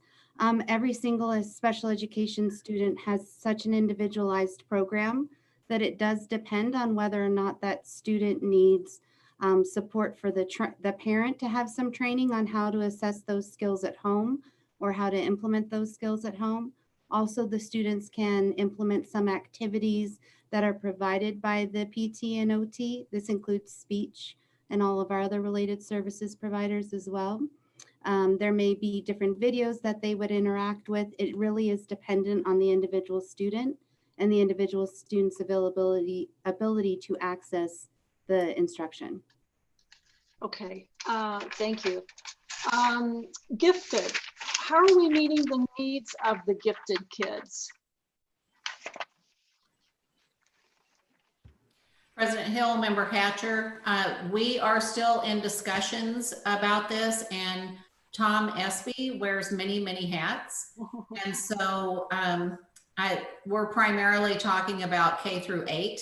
And so Tom, if you'd like to talk about some of the strategies that you've been talking about, the program won't look the same until we're kind of back to normal. Right. So President Hill, board members, the 3rd through 8th grade creative inquiry program has always been a hands-on program where the kids in 3rd through 6th grade travel to Sonoran Trails to work together with kids from other schools. So that is definitely not happening, obviously. And so instead, what I've put, and I've actually just updated the Gifted Creative Inquiry website, is the students will have an option to join a optional online class for the entire year for creative inquiry, in which the teacher will have a few different things for different grade levels, but some small mini projects, check-ins with the students.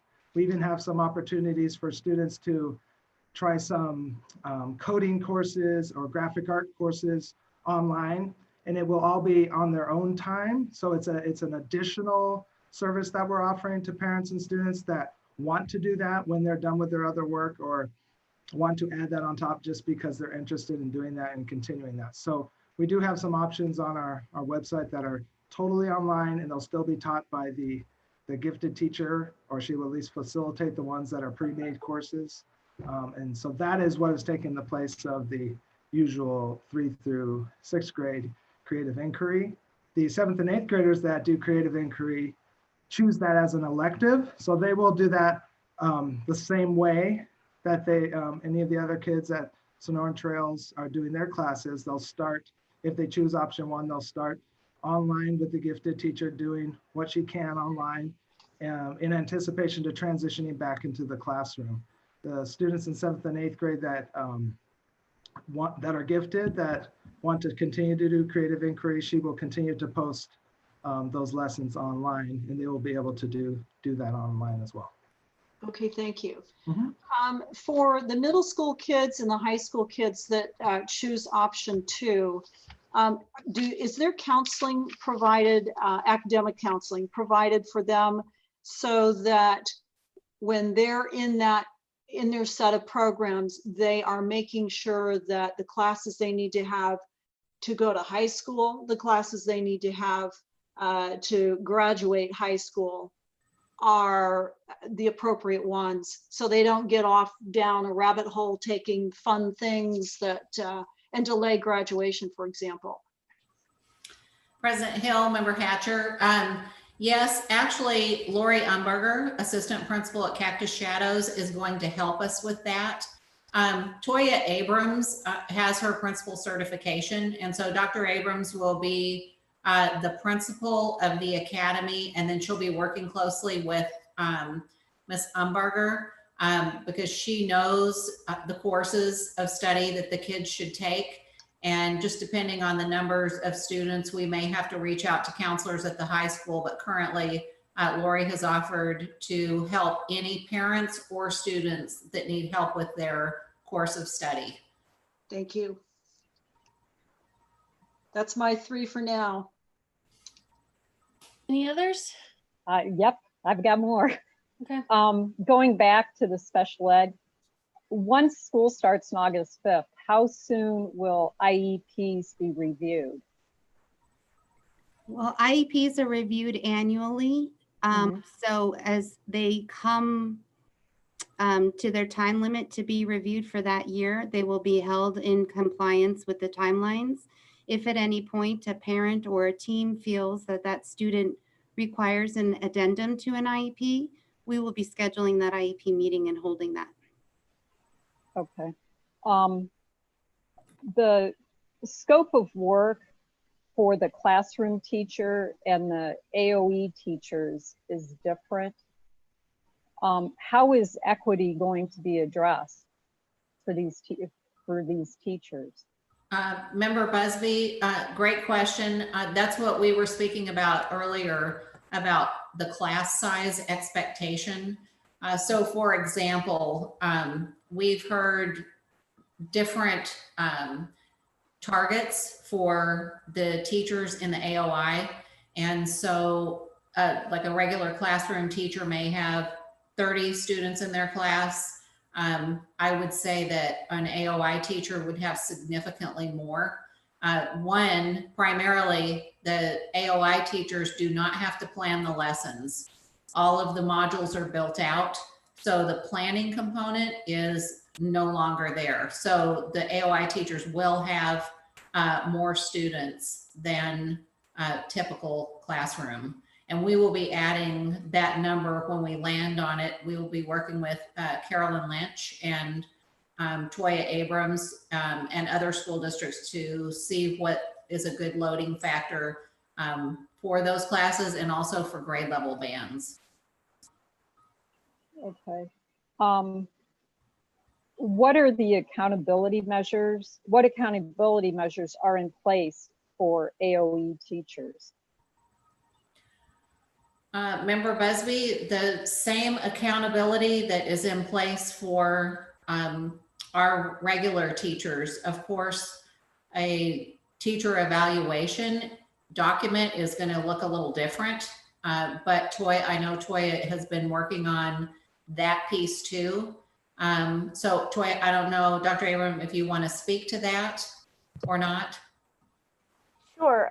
President Hill, members of the board, and Member Busby, just to address your question, with the online program that we have created, we are following the Quality Matters online standards that are put in place to measure quality online programs. And so this is what we were guided to follow through the State Board of Education when we completed our Arizona online instruction application for them.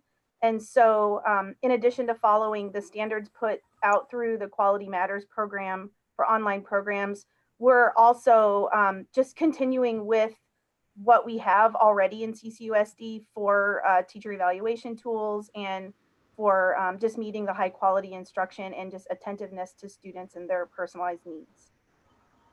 Okay. was that, no, that was my, I've got another question here. For both the distance learners and AOE students, what is the plan for technical support? Is there dedicated times? Is there a helpline? You know, if the AOE student is working at their own pace, how are they going to get whatever technical support they need in order to access their instruction? Member Busby, so there's a variety of ways that students and parents can access support and different types of support that they need. So if it's, you know, we're finding out what the Chromebook needs are, what the Wi-Fi needs are. And if it's a technical issue like that, Mr. Andrews' department is awesome, and they have their tech support line. Dr. Pratt has her tech cadre, and so there are teachers at all of our schools that are trained up and will essentially be the experts there. Also, at the middle school and high school, there is a designated tech support person, as well as the elementary schools have the computer lab folks that really support technology continually, even when we're not in a COVID situation. So, and then Nancy Pratt as always supports anybody in any of their needs. So we really feel like we're covered with tech support. And just based on that question, I know we're going to want to reach out to parents and particularly when we notice non-attendance and find out what the reasons would be for kids not getting online and not attending a class. So I feel like we're covered with the tech support, and we've got a lot of high-level trained people out there at all of our campuses and at the district office. So is there going to be stated times that the tech support line, so to speak, is available? Because the AOE kids, they're not necessarily going to be online from 9 o'clock to 3 o'clock, since they're working at their own pace.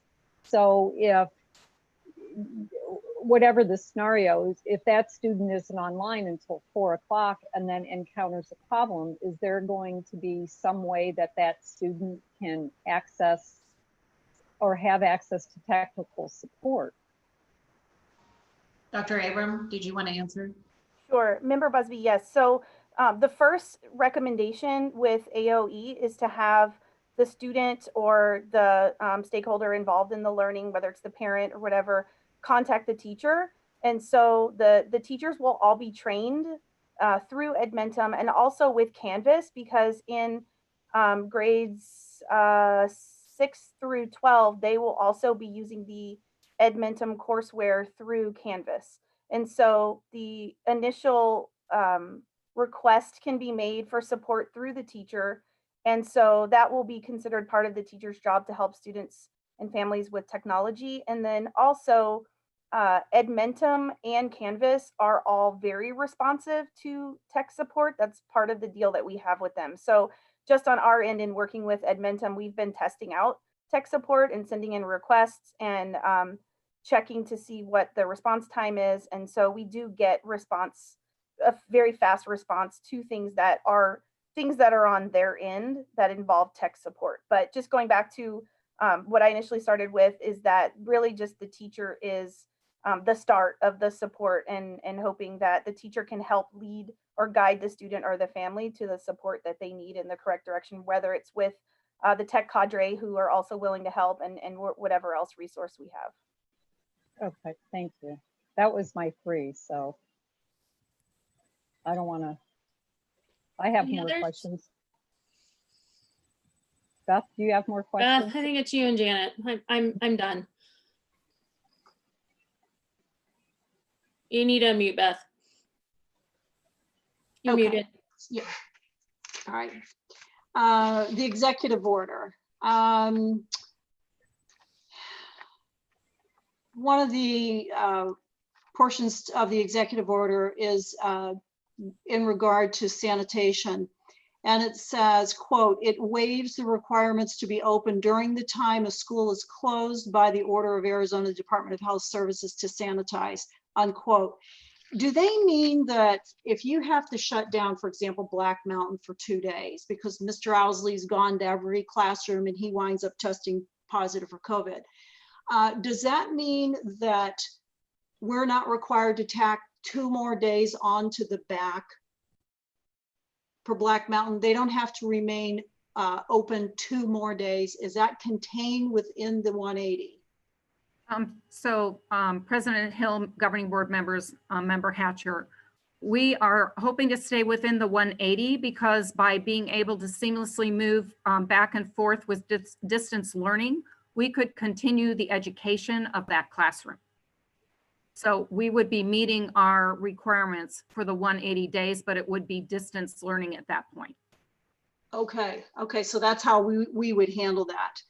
All right, and then in the executive order, it states that we are to provide a place for students who do not have another place to go during the day. Does that mean starting August 5th, kids who don't have a place to go, like a 5-year-old who might be home alone, can come to school and somebody's going to watch them? So that is a great question, Member Hatcher. There have been a lot of discussions between the school attorneys and the school districts on that item. That item was actually put in the previous executive order that pertained to schools, and it was for hybrid models. And so what the governor was protecting was that if a school did a hybrid, which means the kids are in school part of the time, out of school part of the time, that there is a requirement for on-site learning that would have to take place. With the second executive order, the interpretation was that as soon as the governor allows schools to open, which right now is on August 17th, if we had decided to open physically on August 5th, from the 5th to the 17th, we would have been obligated to provide on-site learning. But because the governor has said the schools are closed until the 17th, we do not have to provide on-site learning unless, I know there's an item on the board tonight to possibly extend our closure until after Labor Day. So if the board would choose to do that and the governor would not extend till after Labor Day this week, from August 17th, which is right now the official opening date, until September 8th, we would be obligated to add on-site learning or a type of daycare that allows the kids to still access their schoolwork. If the governor extends to the same date that our school district would choose to open, we are no longer obligated to have that on-site learning. I know that's very confusing, and the school districts have had many questions over that, but I believe it is all dependent on the day the governor says we have to open until the day that our school district may have a different day. During the gap, we're required to have on-site learning. Did that just confuse you more, or did I? No, I understand what you're saying. So let's say there's going to be a gap. Hopefully there, maybe there won't be, but okay. Let's say there's going to be a gap. How would, I'm thinking really elementary. I can't imagine how it would be done in the elementary. If you have K through 6, you have, that's 7 grade levels coming in. First of all, where are you going to put them? Who's going to teach that many grade levels? It's not teaching, Member Hatcher. It is, the governor suggested we bring in the Boys and Girls Club. It's not teaching. It is somebody supervising on-site learning. So there's no teaching going on. And so the parents would have to recognize that really, while the rest of the kids are getting their option 1 or option 2, their kids are being babysat, essentially.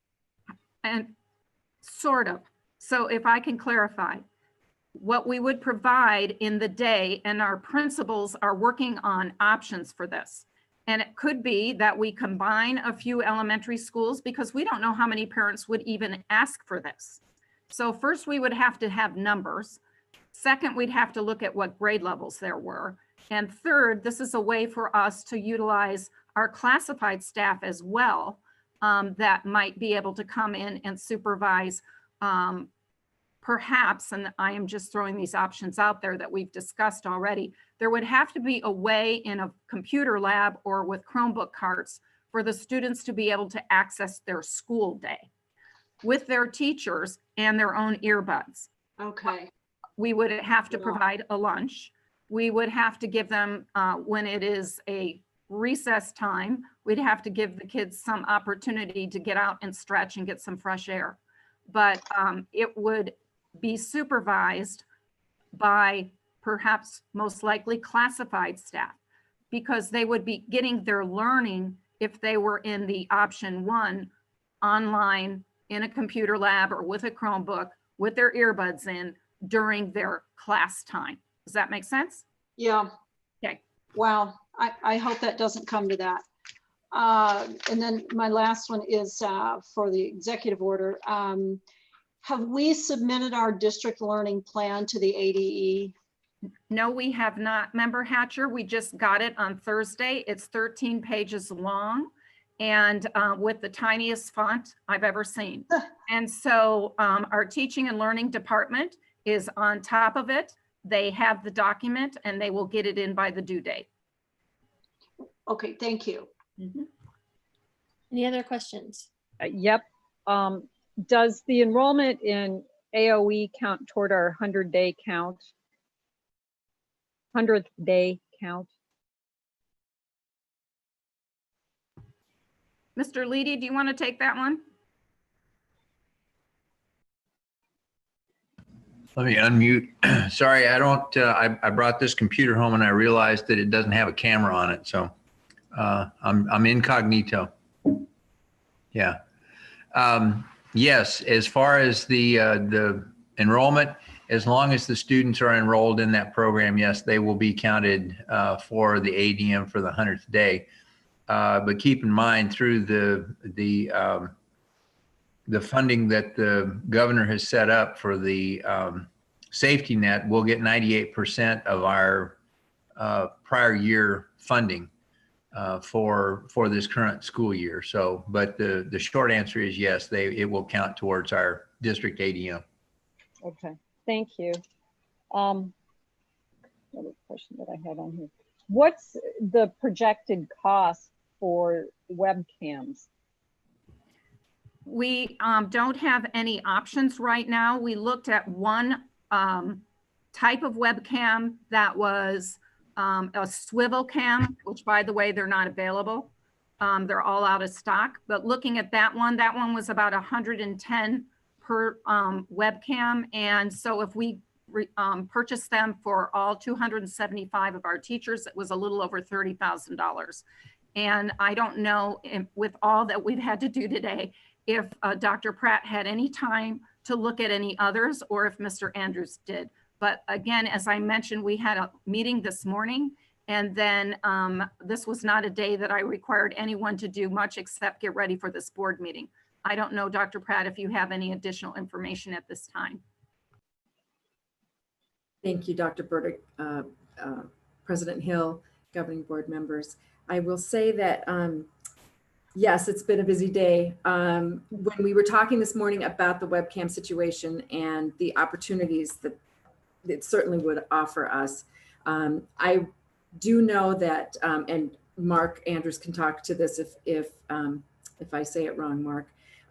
But even last week he was looking at different options and trying to get a pre-order going.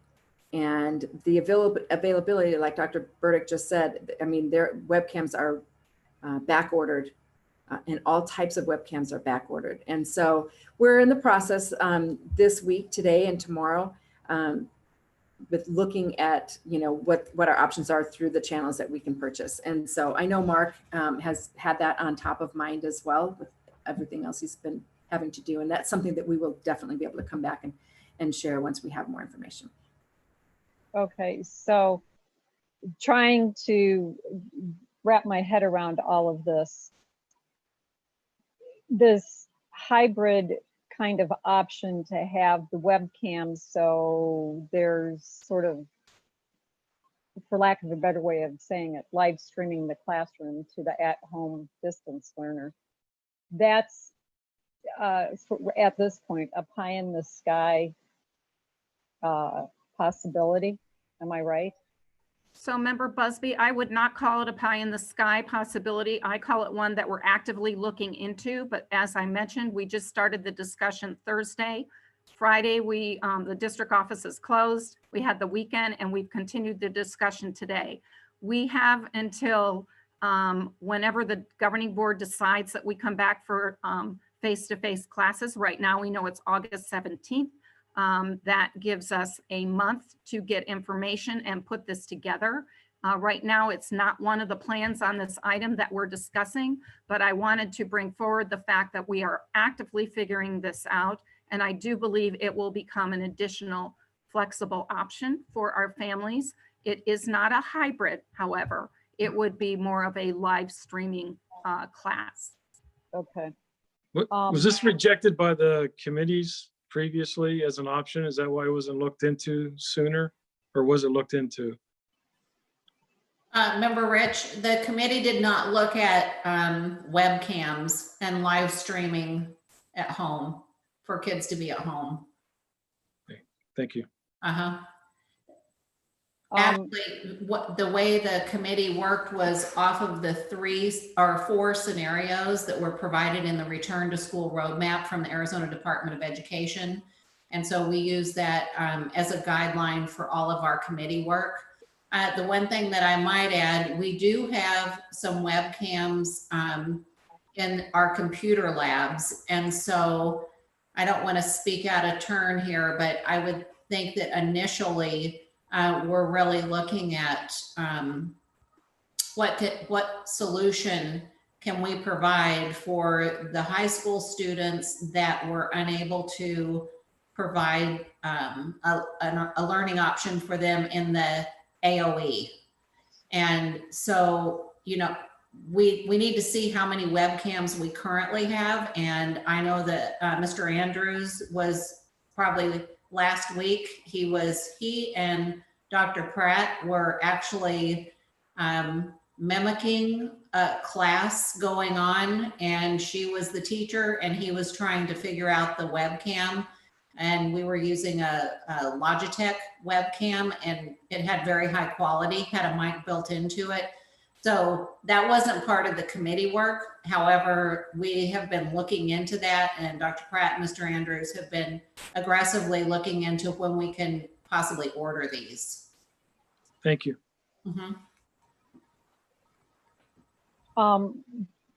Dr. Burdick, I had asked you at a different time about the dual enrollment and why it's not available for the AOE kids. And you had indicated that the I can't pronounce it. It's not Edmentum. Thank you. It's not compatible with PVCC's program, correct? So Edmentum is a completely separate online curriculum. So yes. Exactly. Okay, so when a curriculum was being investigated for the high school AOE, was there any consideration put into what would be compatible with PVCC? Dr. Abrams? Yes, I can answer that, Member Busby. So we did pilot and we did vet many different offerings out there from many different vendors. We also researched every school district that I could think of. I have a list of every school district and what they've used and what their offerings were. And so the partnerships with PVCC, it takes time to make that and to create that partnership. And Cactus Shadows has that partnership for that dual enrollment because over time, that's something that they have created and they have developed that partnership. We have not found an online school that we've looked into that's similar, regardless of if they're using Edmentum, Edgenuity, any of the other offerings out there. It's not that Edmentum doesn't partner with PVCC, because I actually am talking to the contact person for them. And so it's something that can be done over time. And if it's something that, you know, we as a leadership team and the stakeholders want to do, it's just not something that can be done with the way the school being so new and the way that the offerings are, and the way that the partnership is developed with Paradise Valley Community College is something that I know I personally need to learn more about, but that takes time, and those things there has to be more of a vetted piece from all of the parties involved to make that work. Okay, now this is where I need some help with dual enrollment, because I know with Cactus Shadows, dual enrollment in the regular world, the student will go over to the Black Mountain campus for English class or whatever class it is, or they're enrolled in English 101 at Cactus Shadows. So it's accessed one of two ways.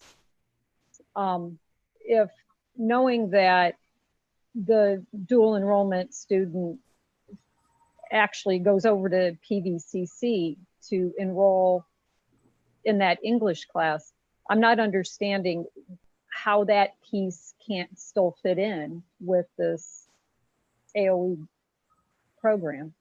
Can I take a stab at that, Dr. Abrams? So Member Busby, dual enrollment is when we partner with a university, typically, and for the community that may be listening, we partner with the community college. We've done it with different community colleges over the years. They have to approve our teacher on our campus to teach that dual enrollment class. That's dual enrollment. When they go to Black Mountain campus, that's part of the early college class, and that is taught by a PVCC instructor. It's not dual enrollment. It's a different program, early college. And then we also occasionally have had students' classes approved to take from PVCC, wherever it is. But the dual enrollment, the reason it would be a challenge right now with the new school, the AOE, is that PVCC would have to approve the teacher to teach it who's our teacher. And so that is only right now happening at Cactus Shadows High School. And so that is one of the courses that we're looking at to provide the webcam for, so that if a student chooses not option 1 and not option 2, but this potential option 3, that they would be able to access a dual enrollment class taught by our teacher with the PVCC curriculum. Okay. I don't know if that clarifies it all. No, I appreciate the clarification, because in the past, early college and dual enrollment have been used, not within the board, but those terms have been used interchangeably in different settings. And after a while, it gets a little muddled. And so thank you for the clarification. Going back to questions or concerns that were brought up before about safety, I've kind of gathered that some of our protocols are really not etched in stone yet, because we're sitting and waiting to see what the state or the CDC is going to say before we open a classroom. Am I correct on that? Member Busby, we will be waiting, yes, for that guidance, but it would probably not be from the CDC. It will be from the Maricopa Department of Public Health. Okay. Is it reasonable to really expect that parents will be taking their students' temperatures before they leave home? I mean, we all know that kids have come to schools with runny noses, fevers, whatever, and they're dropped off, they show up at school, and whatever happens, they're sent off. In the past, they have been sent to school that way. So what's to ensure that those students are going to have their temperature taken before they get to our campuses? So Member Busby, that is something we are going to be reiterating over and over and over again, including to the students. You're correct. We cannot police that. But we also know if a bus driver notices a student that may be ill and tips off the school when they arrive at school, as well, they can call on their radio, have somebody meet that bus when it gets to school, as well as our teachers, let's say it's pre-pandemic, know their students really well and can just like we can as parents when we see one of our own children and we can tell that they're not feeling well. That is something that teachers are very adept to noticing as well. And so everybody is going to be on high alert to look and make sure that a student does not look ill or look different than they normally do when they're of optimal health. Students that do look ill or we do see signs will be immediately sent down to the health office. I know that we just cannot logistically, let's say 2,000 kids at the high school, we cannot take 2,000 temperatures prior to students moving into the school campus. It'd be a little easier at Desert Sun Academy, which is our smallest campus. But we believe that we're doing it the way that we can logistically do it with the staff that we have and the budget that we have. Also, we know many people are asymptomatic and do not even show signs of illness. So, and we really don't have a way to mitigate for that as well. So we're going to count on the honor system. Somebody mentioned earlier, I can't remember who, I apologize, that what about the kids that come, I think it was one of the parent statements that Mrs. Scotto read about students that may have allergies. Students with allergies that we know about are accounted for in the plans for what we look for in students, and students with known allergies and sniffles that are at certain times of the year, we would have that information about that student. We would not be sending that student home unless there are additional symptoms that student would have that they typically don't have. So we're going to have to trust that our parents are doing everything they can to make sure that not only their students stay safe, but that our staff stay safe. Okay. Until we have a, hard and fast option 3, what really is the plan if an entire classroom is quarantined because somebody was exposed or is diagnosed with this COVID-19? So, Member Busby, as we mentioned earlier, if it's an entire class in multiple cases, that entire class is now going to be sent home and along with the teacher and would go to distance learning. So if the teacher has COVID, that teacher's then going to also be expected to run the classroom? Run the distance learning? Not I mean, if the teacher, substitute. Okay.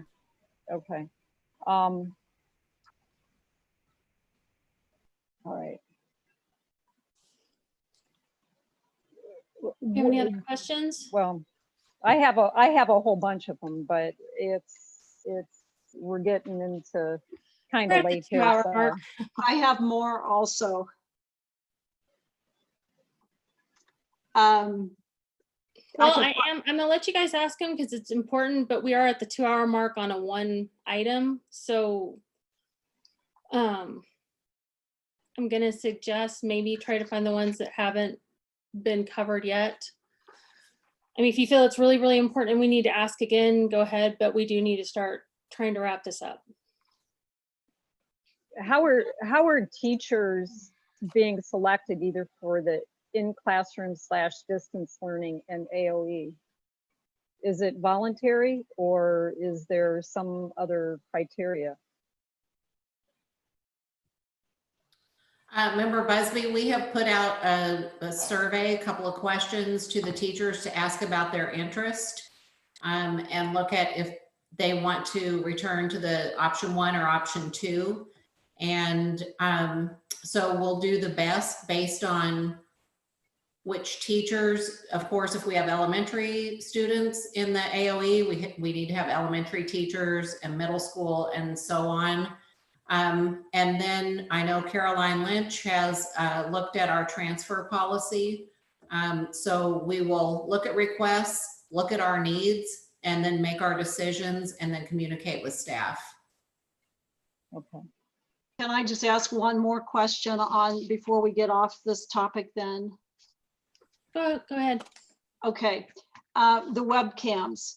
If we're able to get webcams, but not enough, will we prioritize distribution of webcams based on IB or AP or whatever? Will there be some prioritization?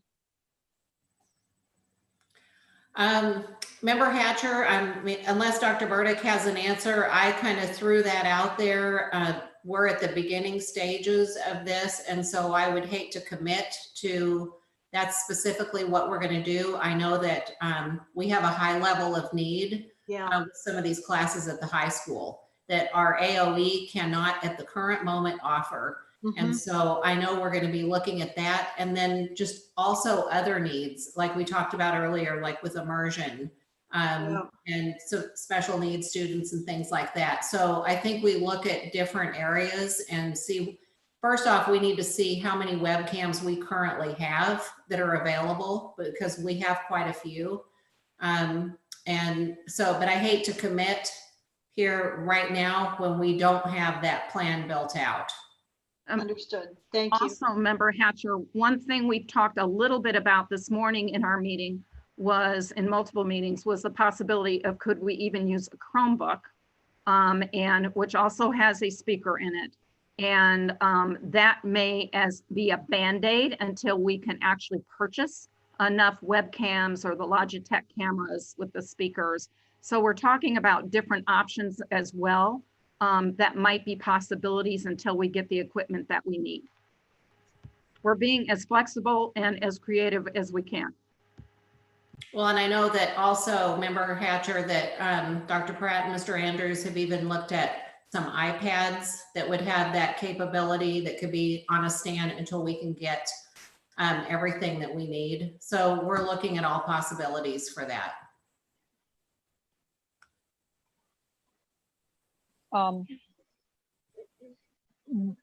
What's in place, you know, God forbid somebody in the CCUSD family passes away as a result of this COVID-19. What's in place for support for students, staff? Member Busby, we hope that's not something we even have to tackle. Exactly. But we would follow the same protocol that we currently do when somebody passes away. Mrs. Durbin's department, with one of her hats is with the counselors. We have an entire protocol and send our counselors out and have access for the family as well as the students that might be affected. And so this would not change any of our typical protocols for when there's a loss of life. Okay. I had somebody ask me this question, which kind of, it actually surprised me. If a teacher gets sick and requires hospitalization, does the district's insurance cover all expenses revolving around COVID-19? Because apparently there have been some reports that there have been teachers in other jurisdictions that have ended up in the hospital and their insurance left them with hundreds of thousands of dollars in bills. I'm going to defer this to Mrs. Lynch, but I will let you know that I do not believe any of our insurance plans cover 100% of expenses. There is typically a deductible, and it's different for different plans. But Mrs. Lynch? You're exactly right, and members of the board. So we do have a deductible, but then there is an out-of-pocket maximum which the individual would meet, and then after that they would not have to incur any more expenses. That can be at the individual level or the family level. It would be depending also on the plan that they chose. Okay. Okay. All right. I guess that'll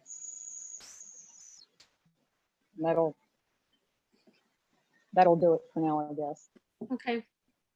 Are we good on questions?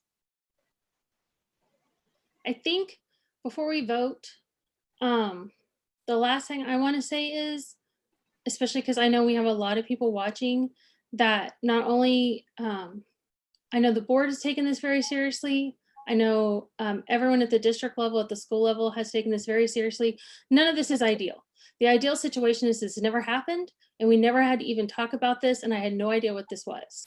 So absent a time machine, we are not gonna be able to have an ideal situation because 2020, possibly 2021, it's not ideal and it can't be. So I'm hoping that everyone that is voting tonight, that is watching, and that has been a part of all these discussions understands and extends some grace to those who have had to make very tough decisions, to our parents that are making tough decisions, to our leadership, and to our board. They're having to make decisions that I can pretty much guarantee none of us ever thought this was going to happen. So I'm hoping that everything we vote on tonight, it is not going to make everyone happy. There is no way to do that. That we're doing our best, and that we're asking for some grace and understanding in something that none of us ever expected to be an issue in our district. And hopefully we will never see this again. So with that, I'm going to call the question. Right now we have a motion to approve as presented, and we have a second for that. So everyone unmute, and we're going to start voting. Member Rich. Aye. I'm an aye. Member Hatcher. Aye. Member Busby. I am going to say no. Member Brown.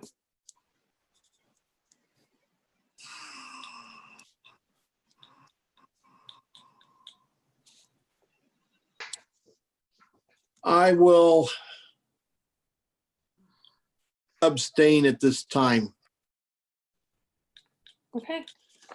It's 8:20 and we've been on this call for 2 hours and 20 minutes and we have 4 more items to go. So I'm going to call a 5-minute, hopefully less recess. I'm suggesting all of us do not leave this call, but I would maybe mute yourself and turn off your camera for just a few minutes so you can get some water and kind of do what you need to do, because I have a feeling we're going to be on for several more hours. So just a very quick, if we can have it back on before 8:27, that's ideal, but I'm gonna give us a few minutes just to make a real quick run to do what we need to do. So, She needed to step out, and so she won't be in the remainder of the meeting. okay. Okay, whoops.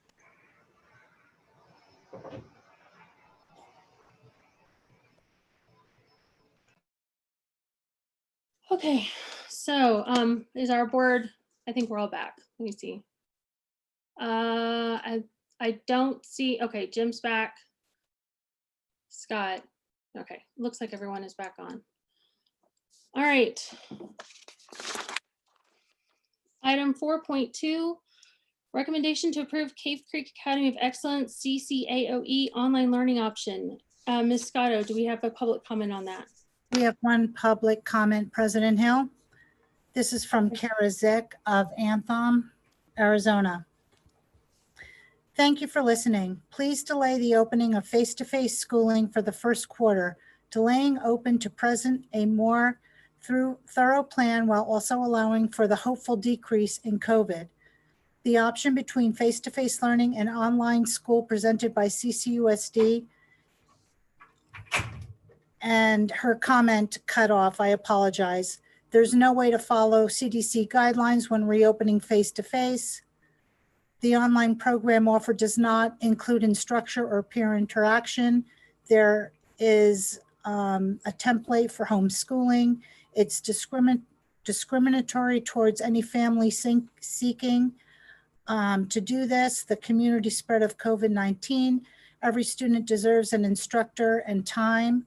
It is clear that either the district receives more tax money per student that returns face-to-face and values those students more for another reason. I am convinced that no parent of any committee is choosing the online option for their children. Please take time to reevaluate online learning while we remain closed. Please consider continuing utilizing CCUSD and the classroom settings for those who choose the online option, as well as for those choosing to stay out to the end of the quarter. Please clarify that students using AOE may participate in clubs, sports, and activities, CCUSD. Thank you for your time. That is the end of her comment. That is the end of the comments for item 4.2. Okay, thank you, Ms. Gatto. Presenting item 4.2 is Dr. Miller, Mr. Espy, and Dr. Abrams. President Hill, governing board members, and Dr. Burdick. We don't have a long presentation for this item. We've had a little bit of discussion already. Let me get some water. And so this is a new option currently for our school district.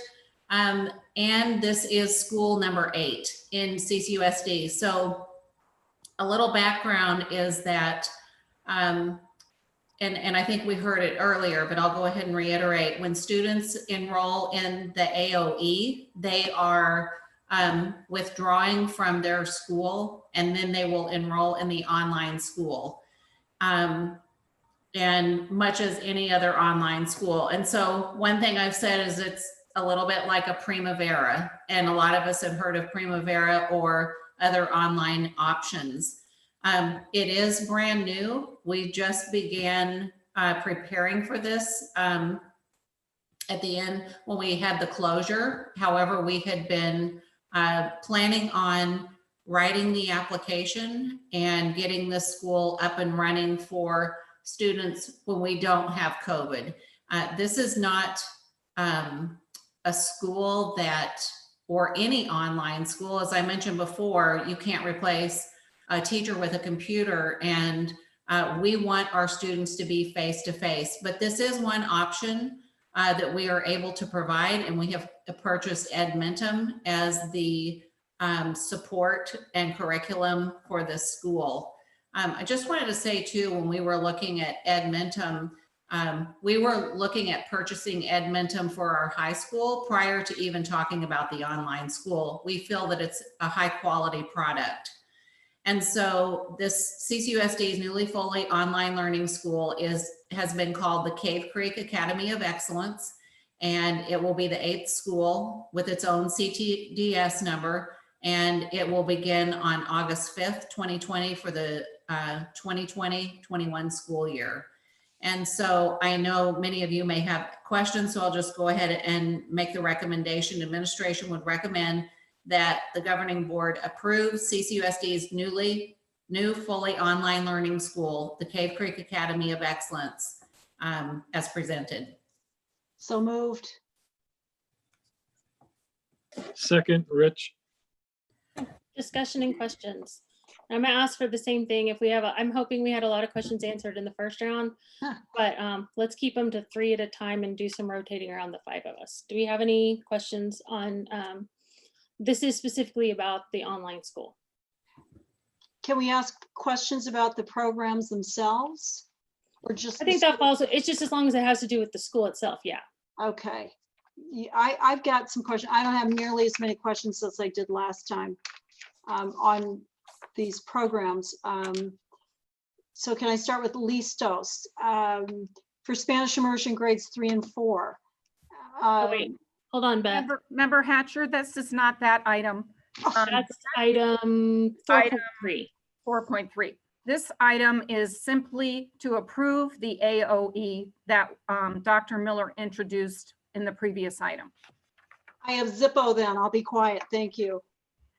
Okay, do we have any questions about this item? I have one. I think we answered it and I asked it, and it does happen to have with some questions that were asked by parents, but I just want to confirm that while a student might be enrolled that is in our school district, that is in the CCAOE, that they are able to participate in the sports that are in the school district. Is that correct? Yes, President Hill, they can participate in sports and clubs and activities. Okay. That was my only question on this. Do we have any other questions?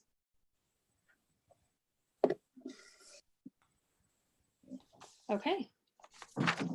So we have a motion and a second to approve this as presented. Member Brown.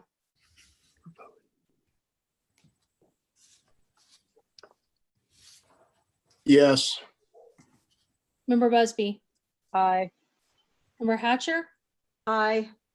I'm an aye. Member Rich. Aye. Item 4.3, Learning Management Systems, LMS, online curriculum for school year 2020-2021. Ms. Scotto, do we have any comments on that? No comments on this item, President Hill. Okay, so then item 4.3 will be presented by Dr. Miller. President Hill, governing board members, and Dr. Burdick. This item is not just in relation to the closure or the reopening of schools. It has to do with learning management systems and online curriculum that we also may not have been able to have approved at another board meeting. So the learning management system that we are purchasing is Canvas, as we talked about earlier. And so this will be for all students in K through 2. The online curriculum that we are requesting for your approval is Listos. And Member Hatcher, I know you're wanting to ask about that one. And Listos is a Spanish language development program, and it has an online component. And it is available in K through 5. However, due to some budget constraints, we are asking to purchase for grades 3 and 4, and then next year roll out other grades. So this is for Desert Willow Elementary School to enhance the Spanish immersion program. Then Edmentum, as we mentioned, is the online curriculum that we are purchasing for the Academy of Excellence, and that has curriculum for K through 12. Edgenuity is an online curriculum for the high school that we use in e-learning lab for students who are in a track and they learn online all day, and also for credit recovery, and also for credit recovery in our summer school. And we purchase an online curriculum like this every year at the high school. So this is just Edgenuity is a renewal. BrainPop is online curriculum for our K-5 math resource adoption. Our teachers have requested another online resource as well. However, we were just bringing this one tonight. And then ListenWise, and just like to mention that BrainPop was requested by our teachers that were on the committee. Also, ListenWise has been requested by Sonoran Trails ELA teachers. And it can be used in science and social studies. And it is a program that provides 3 to 6 minutes of stories, and it is primarily around listening comprehension. And then Manga High is online curriculum for middle school math. And we've had Imagine Math for grades K through 8. And Mr. Dolezal and the teachers at Sonoran Trails requested that we not purchase Imagine Math for 7th and 8th grade. And so the teachers weighed in on 2 programs and they landed on Magna High. And so you can see below the funding source for all of these. The Canvas is a direct result of COVID and will be covered by the CARES Act money. Listos is out of capital, and we're just building for our language programs. Edmentum is directly related to the COVID, and so that comes out of the CARES Act money. Edgenuity is a renewal out of capital. BrainPop is capital. ListenWise and Manga High are out of capital, and Manga High could be considered like a renewal because it's in the place of the online math resource that we had at Sonoran Trails. So administration would recommend that the governing board approve the learning management system and online curriculum for use in school year 2020-21 as presented. So moved. Brown. Oh, well, then I'll second. Okay, Janet, were you the motion? Yes, Okay. yes. You're the second. Okay, discussion Um, or questions? E2020, was that just the name of the program, or was that the curriculum at Kakushota? That we had prior. Yeah. That was, we've always used Edgenuity at the high school. And Okay. so the E2020 or e-learning lab are kind of. That was just the name for the program. For the class, yeah. Okay. Was Edgenuity in consideration for the AOE? Actually, it was, and also prior to this, we were actively involved in changing from Edgenuity to Edmentum at the high school, and have been talking with high school staff and then with our department because we feel like Edmentum is a very good product. And then we decided for the e-learning lab and for credit recovery, since there's so much change going on right now, that we wouldn't change that for the high school. But we will be looking at moving forward, changing that for the high school for the following year for the e-learning lab. Okay, so the Edgenuity, that's a renewal cost that's on here. And are the rest of them are all new expenses? Well, yes, they are new expenses. Manga High, I guess, could be considered like a renewal because we would have used that money for Imagine Math. We're just switching products.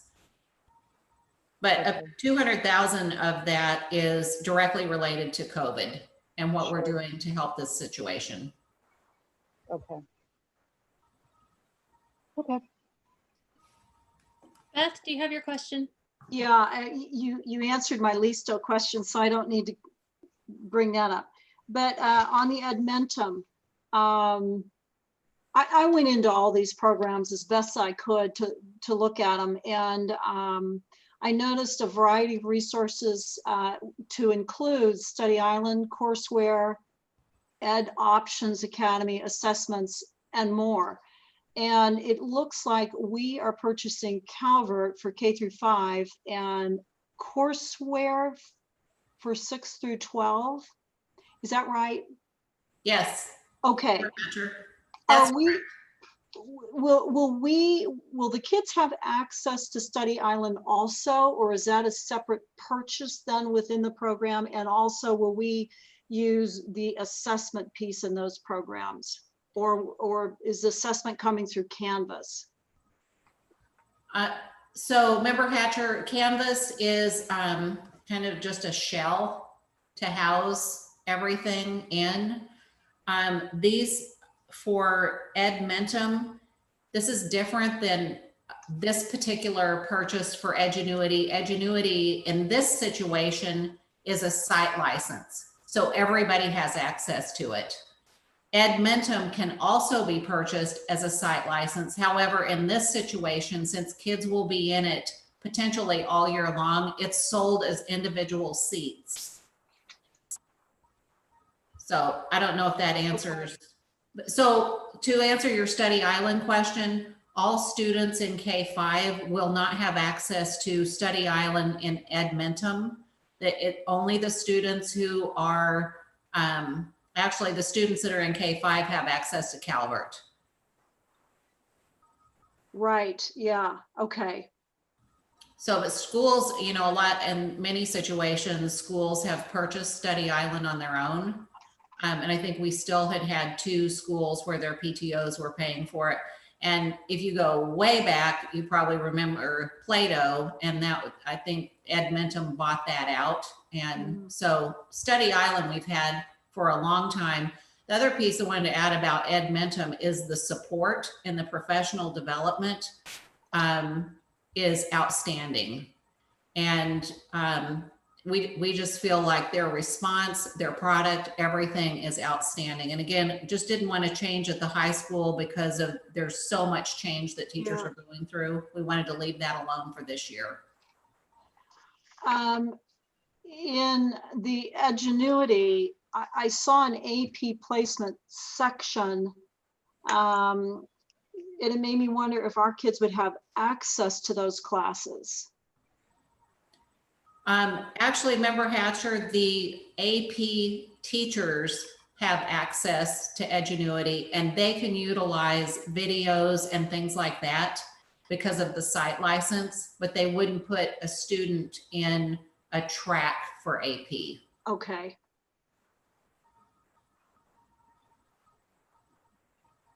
On the Magna High, is that a supplement or is that actually the math curriculum for the middle schoolers? That's a supplement. Right. And it goes hand in hand with the personalized learning. And I believe the middle school teachers just felt like it suited the students' needs a little bit better than Imagine Math. Okay.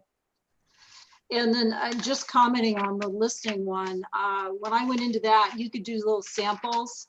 And I thought that was really good because it forces kids to focus because you're listening to the stories. So you really have to pay attention. I know it's for listening comprehension, which would translate to reading comprehension, but it also would help with focus issues, I'm guessing. So I thought that looked really neat. Thank you.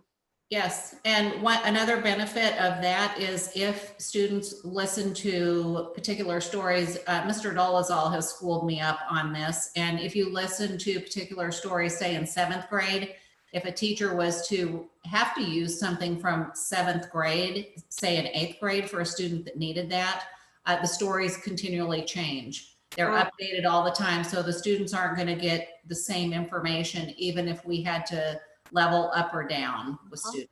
That's good. Yeah. Thank you. Any other question? I'm sorry. I do have a question. Dr. Miller, you had mentioned it's Edmentum that is a per seat charge. Was that correct? So as this number could possibly change by some amount, either up or down?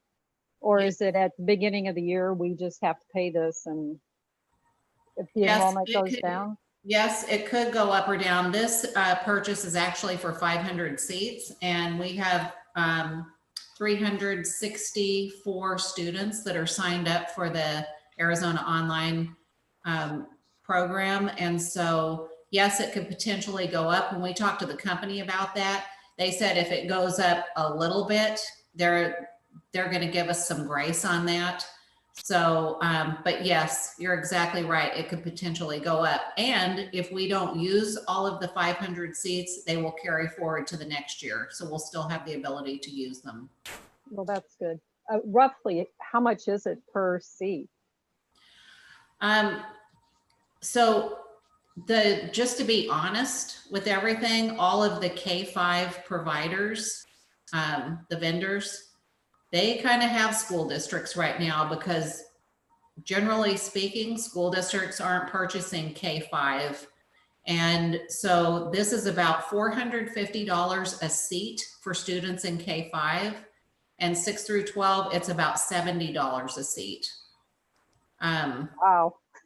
So it's very pricey, but if you look at other product for K through 5, it's very expensive because these companies know that all the school districts need K through 5 product right now.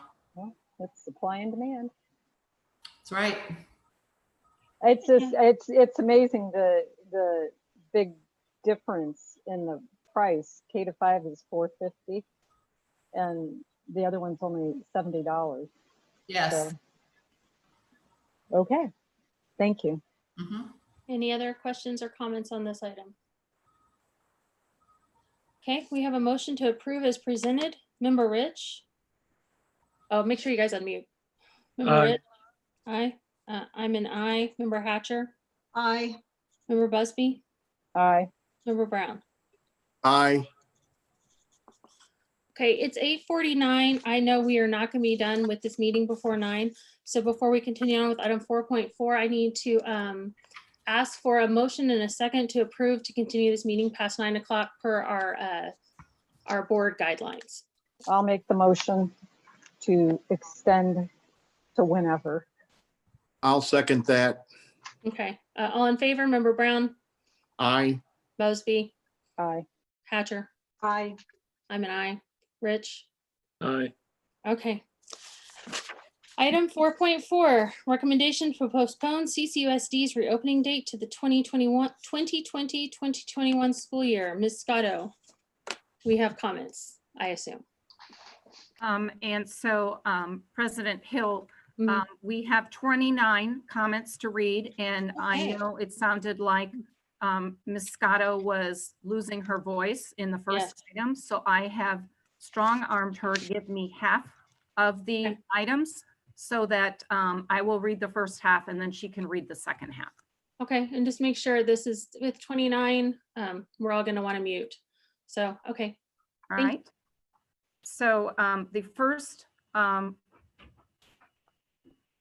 item is from Aaron and Chad Gunderson from Cave Creek. As a family, we have had many discussions about what we felt would be best for our family and our community. Our first desire has always been to return to school because we love Desert Willow and the amazing staff and employees. We were waiting to see what the district options were before we made our final decision, and when they came out this week, we were disheartened. With the option of in-person schooling having a return date of in-person as August 17th, and the numbers of COVID cases still as high as they are, we feel like our hands are forced to choose the online option.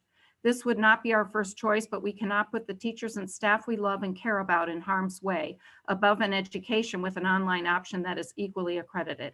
We felt like the most reasonable option would be to have virtual learning until the first quarter and then reevaluate. And it seems our only current option is online at this point. We hope that your decision-making at the meeting today is with our community's health in mind and the confidence in your staff to teach our children from whatever platform is the safest for them, because they have always and will always be amazing educators. The next comment is from David Cantelme, and he lives in Cave Creek. Dear board members and Superintendent Burdick, I write to you as the father of a 12-year-old daughter about to begin 7th grade at Snoring Trails Middle School. I urge you not to delay in-person classroom instruction beyond the scheduled August 17th reopening. The district's youngsters lost a quarter of school last spring. It will never be made up. The online program helped, but in no way was a substitute for in-person in classroom instruction. A delay in reopening physical classrooms until September 8th means that they will lose another month of in-person and classroom instruction. I appreciate the concerns of those who want further delay, but neither science nor fact supports that position. Here's what the National Academies of Sciences, Engineering, and Medicine recently wrote yesterday, July 15, 2020. Quote, weighing the health risks of reopening K-12 schools in fall 2020 against the educational risks of providing no in-person instruction, school districts should prioritize reopening schools full-time, especially for grades K-5 and students with special needs, according to a new report from the National Academies of Sciences, Engineering, and Medicine. Opening schools will benefit families beyond providing education, including in supplying childcare, school services, meals, and other family supports. Without in-person instruction, schools risk children falling behind academically and exacerbating educational inequities. And then the links were provided. Thank you very much, Mr. Cantelme. The next item is from Juliana Mankey from Cave Creek. She is obviously also addressing 4.4. I have 2 children at Desert Willow Elementary School. One is a 4th grader in Spanish immersion, and one is a 6th grader who will be doing 7th grade math. I mention this because these specialized curriculum opportunities make CCUSD exceptional.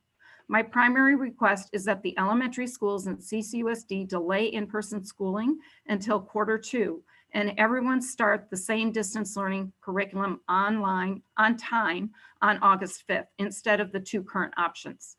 Of course, based on COVID case counts in Phoenix, The in-person learning may need to be delayed to Q3. When Arizona hospitals being close to full, we can't risk this experiment of opening schools without healthcare resources to back it up.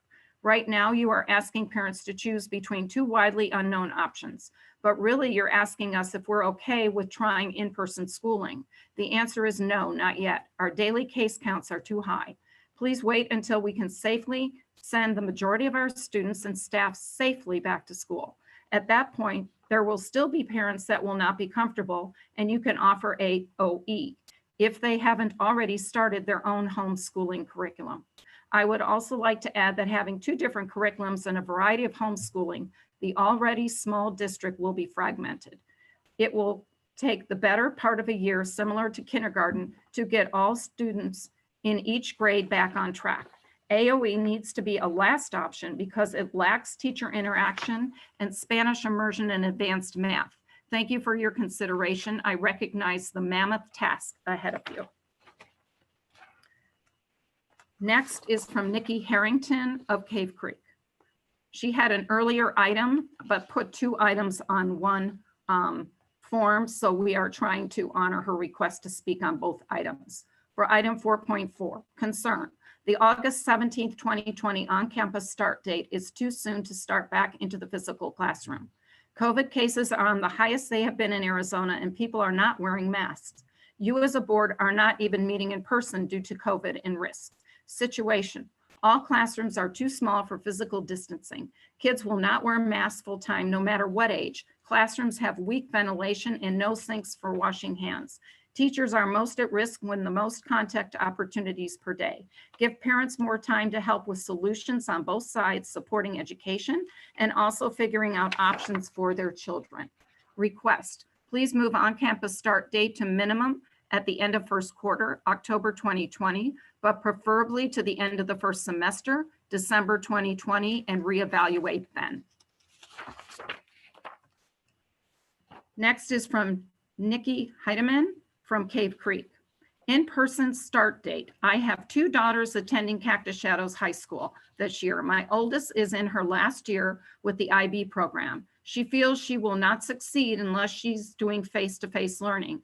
I feel Arizona still is in too deep with COVID-19. We still have not hit our peak.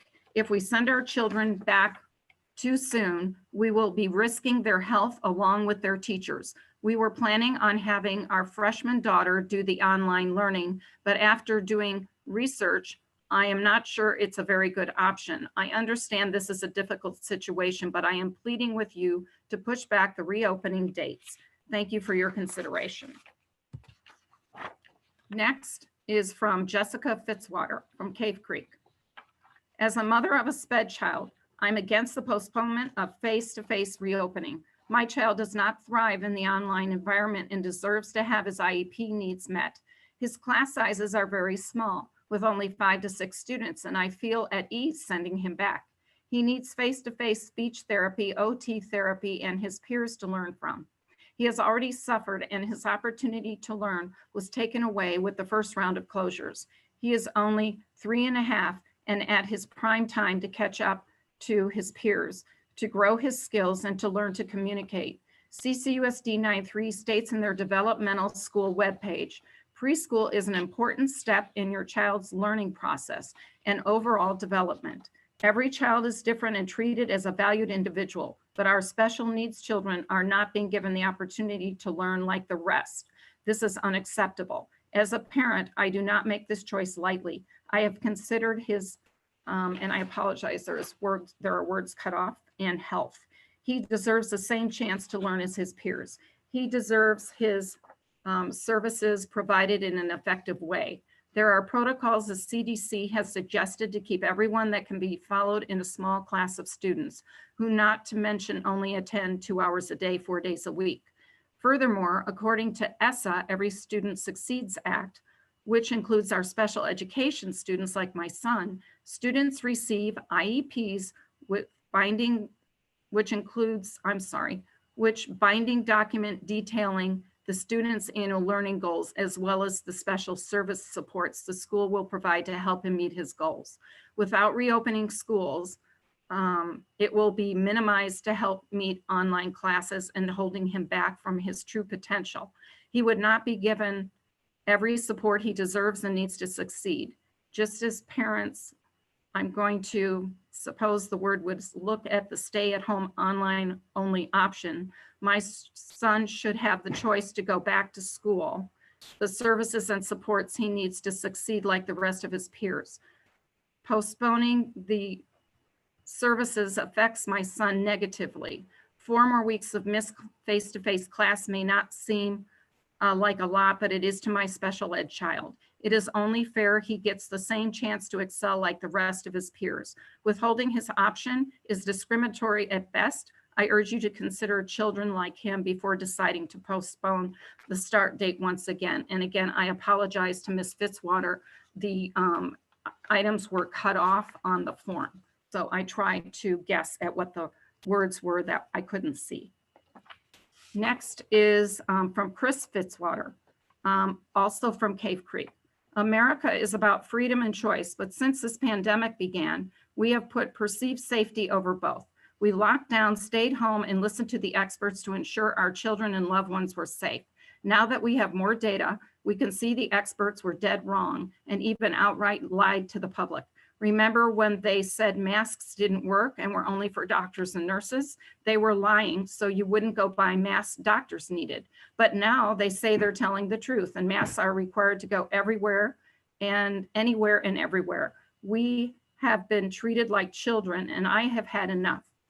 There are examples from across the US and countries around the world that show young children rarely spread the virus. 22 European countries have reopened their schools and saw no significant increase in cases. Austria, Belgium, Denmark, France, Germany, and the Netherlands all saw no spike when schools were open.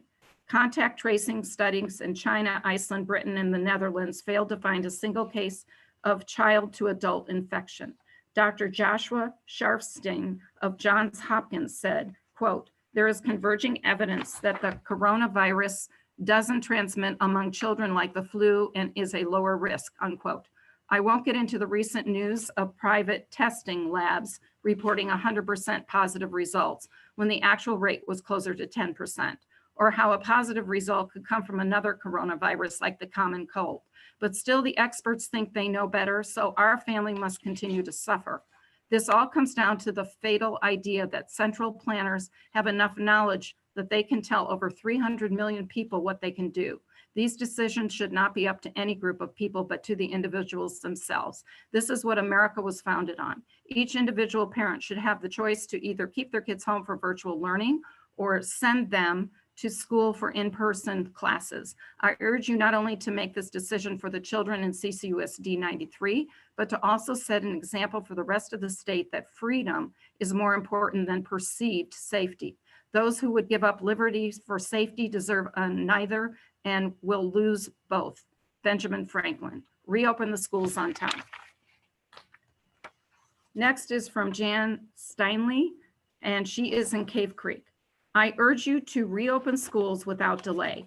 All reports I've seen indicate numbers or percentage of ill children is so low as to be statistically insignificant, and they are not spreading the virus significantly either. I haven't heard of any science that would justify delaying the schools reopening. Reports from around the world confirm it is safe to reopen. Look at the data, look at the statistics, look at what other countries are reporting. The negative emotional mental health impacts on children and their families from school closings cannot be ignored or underestimated. This subject, along with the future of remote learning to meet the needs of so many, is not covered enough. Schools need to reopen ASAP. Next is from Catherine Fay, and she is in Scottsdale.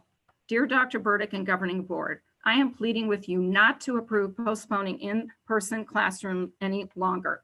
It is so unbelievably damaging to our kids and hurting our children. Not only is it necessary for their education, but also for their social, emotional, mental, and physical health. Keeping children out of the classrooms has been extremely detrimental to them. Per the state health department, our case count for the zip codes and area feeding into our schools and community is extremely, extremely low. 0.3%. That is 0.3%. Since this has started in March. Look at the data, science, and trends for our community and the state.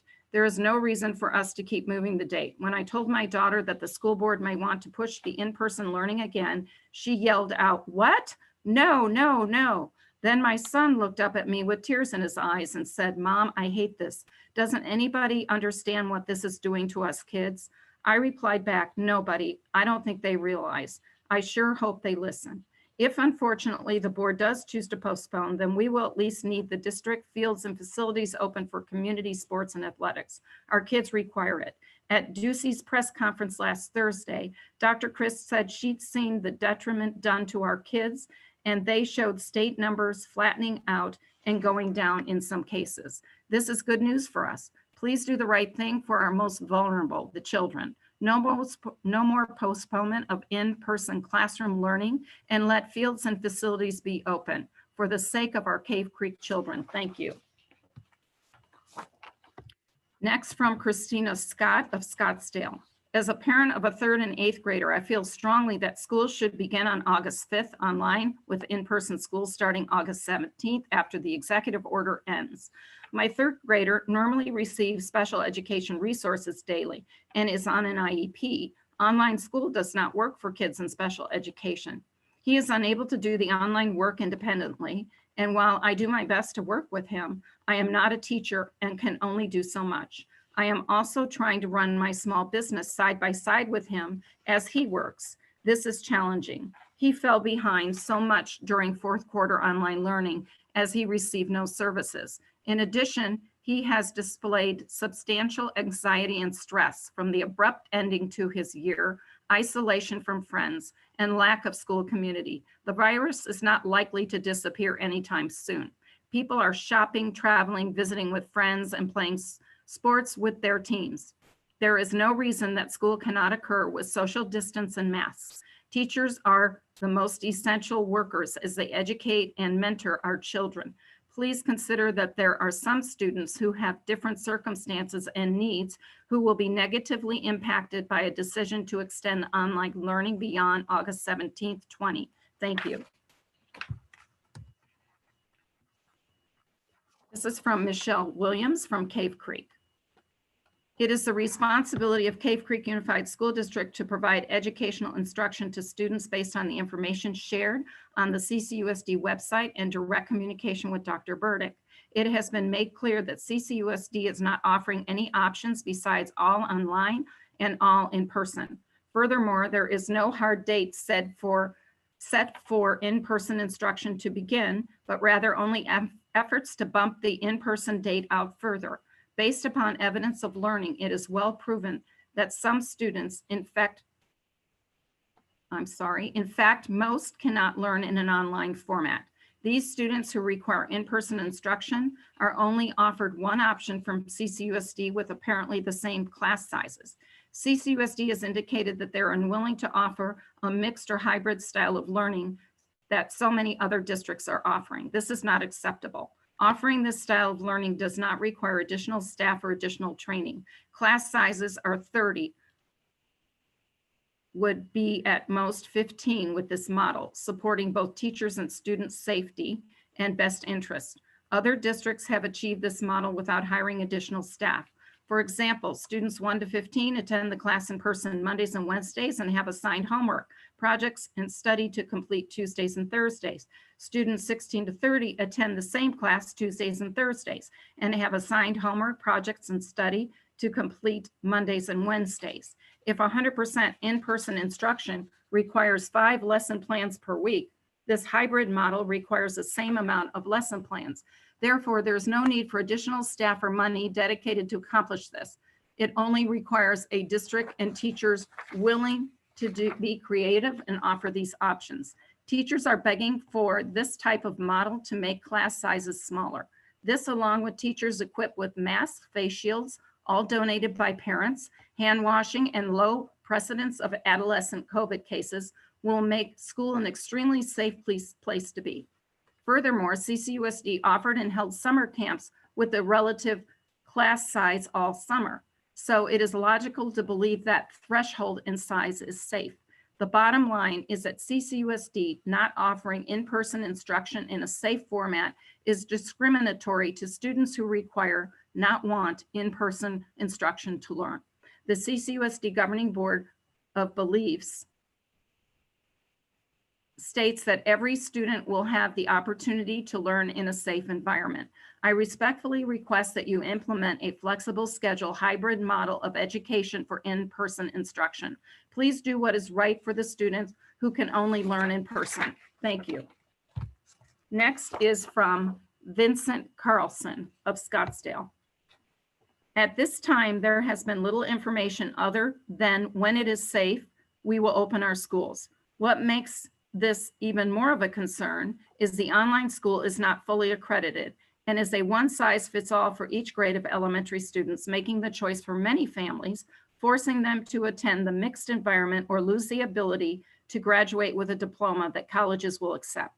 If students are forced to go in-person classes to obtain their diploma with accreditation, they and their families are exposed to another vector of infection that can affect students in all schools. Currently, the governor has set August 17th at the date schools will open. This while the state has one of the highest rates of infection in the nation. Our rate has surpassed New York at its peak in many areas. The county will soon have 100,000 confirmed cases. We closed with fewer than 100 cases per day. We now have more than that per hour. We are still waiting for guidance from the county and are being asked to make a decision based on incomplete information. Many schools with lower rates of infection in the nation have already closed for the year. What criteria must be met to determine if it's safe to open our schools? You cannot open with a clear plan. When a student or teacher in an elementary class is showing signs of COVID-19 infection, where a class will be in 6 hours in the proximity of the individual, what are the plans for the exposed students and staff? Next is in from Angela Thomas of Chandler. I am an experienced teacher and concerned parent who is new to the district. If the meeting to determine the timeline for reopening schools to in-person instruction is being held remotely because it is not safe to meet in person, then it is inappropriate to order teachers and students to return to the classroom at this time. Moreover, with one of the lowest teacher pay scales in the metro area, it will be difficult to retain quality teachers when other districts pay substantially more and provide their teachers with a safe work environment. For example, Phoenix Union has decided to remain online until after the first quarter. Other districts have chosen to listen to science and have placed the health and well-being of their students, their staff, and their faculty at the forefront of their decisions. Now it is time to demonstrate that you value our lives. It will require a great deal of sacrifice on the part of the community, but such sacrifice will be necessary if the district hopes to continue the tradition of academic excellence, a tradition that is due in no small part to our teachers. Next is from Jennifer Louis in Cave Creek. Dear governing board members and Dr. Burdick, it appears CCUSD may be considering moving the in-person start date for resuming schools to in-person later in the year. I beg you to stick to the original plan of resuming in person when Governor Ducey gives the green light. You have provided two excellent options that meet the needs of students and teachers who medically need online and an in-person option for the rest of us. It appears that the virtual face-to-face plan accounts for the ebb and flow of school closures should they be mandated by the Governor Ducey. Let's do what we know is best for kids and allow them on campus as soon as possible. Parents care about teachers, and we do everything we can to follow safety rules to keep them safe too. We need them on campus and hope they know we can do it together. Teachers work hard, and I'm afraid by adding additional time to school closure that are not mandated by the state will ruin an already precarious relationship with our voting stakeholders. I have yet to talk to a parent in the community who wants an even more delayed start for face-to-face brick and mortar instruction. And I thank you for taking this portion of the community's needs into consideration. In short, please do not delay start times. I beg you to continue with your original plan of offering two choices which meets the needs of all.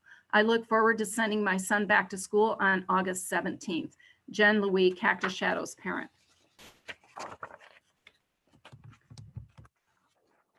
This is from Martha Stock from Cave Creek. Because of the COVID-19 pandemic, I feel it is important to keep children, families, and teachers safe by keeping schools closed until there is a treatment or vaccine. Online learning is an appropriate alternative. This is from Kevin Diamond from Cave Creek. Postpone CCUSD's reopening date to the 2020-2021 school year. CCUSD is obligated to ensure their students exceed state academic standards for the 2021 school year and meet parent expectations of delivering a world-class education and school experience. This can only be done by starting in-person classrooms on the earliest date outlined by the state of Arizona and adhere to state testing to ensure academic standards are met. CCUSD students already lost 25% of in-person teaching in 2020 due to the declining rate of new cases in Arizona and low risk of adverse effects of COVID-19 on school-aged children. The students cannot afford more limitations on their educational progress by delaying the opening date. Based on the CCUSD published board's goals and beliefs, the board shall maintain the current in-person class opening date of August 17, 2020, in accordance with guidance from the state of Arizona. Furthermore, the board shall be an advocate with the state of Arizona and Cave Creek community for opening in-person classes and support extracurricular activities on this date. Outlined below are the board's published goals and beliefs that support opening on August 17, 2020. Develop and deliver a curriculum, instructional program, and assessment process which exceeds state standards. Encourage participation in extracurricular and co-curricular opportunities such as athletics, fine and performing arts, vocation/career preparation, and community service. Our schools and students must continuously improve beyond government mandated standards. Our students will be provided a world-class education as a foundation for their contribution to society. Maintain accountability to parents and students to ensure the highest level of curriculum. We will now transition to Ms. Scotto.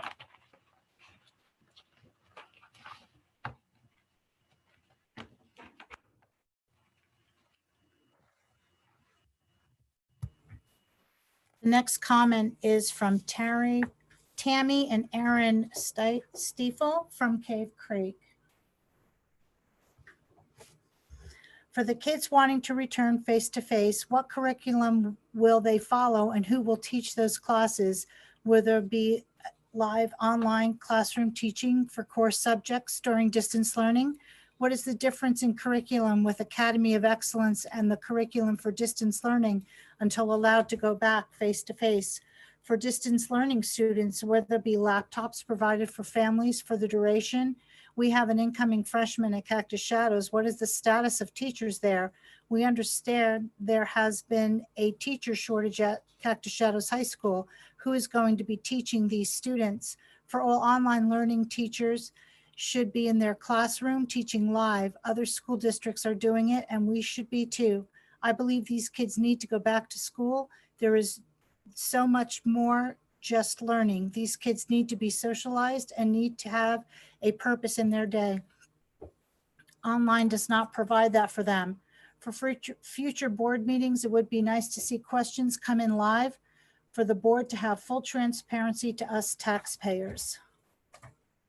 The next comment is from Patrick Hoog of Cave Creek. Quote, you either believe the science or not, end quote. There is virtually zero risk of children becoming seriously ill. Dr. Scott Atlas. I'm 66, a retired lawyer. My twins start 3rd grade at BMES. I tested positive for COVID antibodies. Twins symptomless, mom and dad COVID-19 recovered, never really sick. No fever. Our family's unremarkable case should not be dismissed just for that. Facts stated are footnoted to experts below. Statistically, 99.9% of COVID deaths are over age 24. 99.97% of COVID deaths are over age 15. Science says kids don't get seriously sick, are not spreaders. AAP says it's extremely harmful to keep them closed. Kids have nearly zero risk from COVID-19 and rarely transmit to adults, proven by data from all over the world. Closing schools denies science. Dr. Atlas, Stanford Medical Hoover Institution, world-renowned doctor, scientist, public health expert. He's not wrong on his facts. I've researched it. No one disputes his fact statements. Many similar reports. Dr. Atlas, quote, everywhere in the Western world has shown that children do not transmit significantly to adults, even their own parents, end quote. Kids are the opposite of super spreaders. Quote, schools are essential businesses, aren't they? My concern is specifically the severe protocols to be imposed on the children, scientifically unnecessary with undue suffering on grade schoolers. Parents predominantly want their kids in school and without overbearing, impractical, and likely unforeseeable health protocols. Extreme risk adverse parents have the option of online schooling. Families who want and need kids in class daily need a true choice. That's to be contrasted with a false choice, one so burdensome and makes kids suffer, so unhappy and frustrated that we are compelled to remove them to homeschooling, to wit. 1, herd immunity. Coronavirus 19 is like the prior novel COVIDs. Notably, none were included in any annual vaccines. SARS and MERS have lessons, however, even if the drug companies never developed vaccinations. Funny how nobody gets sick from these past COVIDs despite no vaccines. An NCBI abstract footnoted below notes, quote, the lack of a vaccine for SARS, it was pointless to continue investing in a vaccine for a disease whose cases ceased to be reported, end quote. But why no more reported SARS cases, few on more recent MERS? It's the herd immunity per Dr. Atlas. 2, COVID, not lethal for kids. The consensus seems to be this COVID is far less lethal, reportedly a quarter the lethality of the annual flu for children under 18. The death rate is 0.4% for those under 70. The death rate is 0.01 for kids older than the age of 15. Non-COVID mortality rate nationwide for kids is 0. And that's time on Mr. Hoog's comment. Next comment is from Carl Stock of Cave Creek. Reopening schools for on-site classroom instruction for the 2021 academic year would be crazy and irresponsible. Even when the proposed measures in place, we can expect, based on all available scientific evidence, coronavirus will be transmitted in classrooms. Students and teachers will become infected, and some people, students, teachers, family members, will die as a result of these infections. Even with the best possible plan for distancing and personal protection, anyone with classroom experience knows that you cannot expect the necessary level of compliance among students to avoid transmission. Teaching online presents a challenge, but CCUSD also has an opportunity to use the coming year to develop and refine this mode of teaching and learning. The next comment is from Mark and Erika Popenhagen. Thank you, board members, for taking the time to address our concerns. We still have several unanswered questions. We respectfully ask that CCUSD push back in-person learning to after fall in October at the earliest to protect the health of the students, teachers, staff, and parents. Arizona is still considered a COVID-19 hotspot, and pushing back in-person learning will hopefully keep everyone safer. Finally, we beg the district to follow science and not emotions or budget when making decisions regarding the health and well-being of our students, teachers, staff, parents, and community. Thank you so much. The next comment is from Dennis Bentley of Cave Creek. I'm sorry, Denise. As the mother of 3 children at Cactus Shadows and a hospital worker, I am urging the district to wait until October or later to return to face-to-face schooling. My children are both asthmatic, as am I. I would not feel comfortable with them on the school bus. I want a clear and outlined cleaning strategy provided before return as well. Thank you for your consideration of this pushback. The next comment is from Jill Wallaby of Cave Creek. Our son is an incoming freshman and we have questions about the upcoming school year, and we would like answered before we make a decision about online or face-to-face. First, I would like to say that you really should postpone the face-to-face start date for several months. There are too many COVID cases in Arizona now for it to be a safe environment for students, staff, and teachers. Next comment is from Kathleen Roberson of Phoenix. I support postponing the reopening of CCUSD schools for in-person instruction, both as a parent and as a teacher. Online instruction is not ideal, but it is the only safe option. I would further urge the board to base their decision to reopen in-person instruction on some measurable target based on science rather than an arbitrary calendar date after Q1, for example. Schools should only reopen when teachers, staff, students, and parents can be assured they will be safe. This can only happen when community transmission has been curtailed and there are no new cases in Arizona or when a vaccine is readily available. The next comment is from Heather McGilvery of Cave Creek. My husband and I have an incoming freshman and sophomore at Cactus Shadows, and we would like to see the start of school pushed back until data is in place to show that it is safe for students, staff, and teachers to return to work. We have chosen the face-to-face starting with distant learning option and are confident that the board will make the right decision to ensure that it is safe for reentry to face-to-face teaching and learning. The next comment is from Erin Boyd of Scottsdale. Why is there such a rush to reconvene in person on August 17th when many school districts have already pushed their in-person start dates back to mid-September, some even into mid-October? The next comment is from Linda Peters of Cave Creek. Before our children can return safely to face-to-face learning, it's important that the district ensure that certain protocols will be met. If children cannot be spaced 6 feet apart in the classroom, it is not safe for them to return.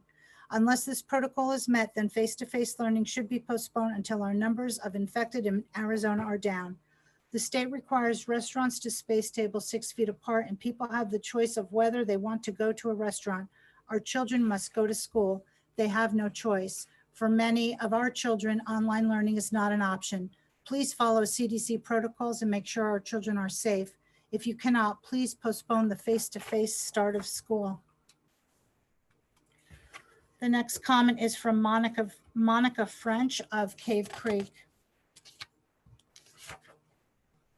There are businesses who are not allowing their employees back into the office work until December, January because the risk of exposure is too high. Why do we think cramming 30 kids in a classroom is safe?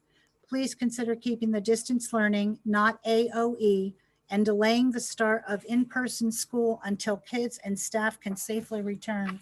Thank you.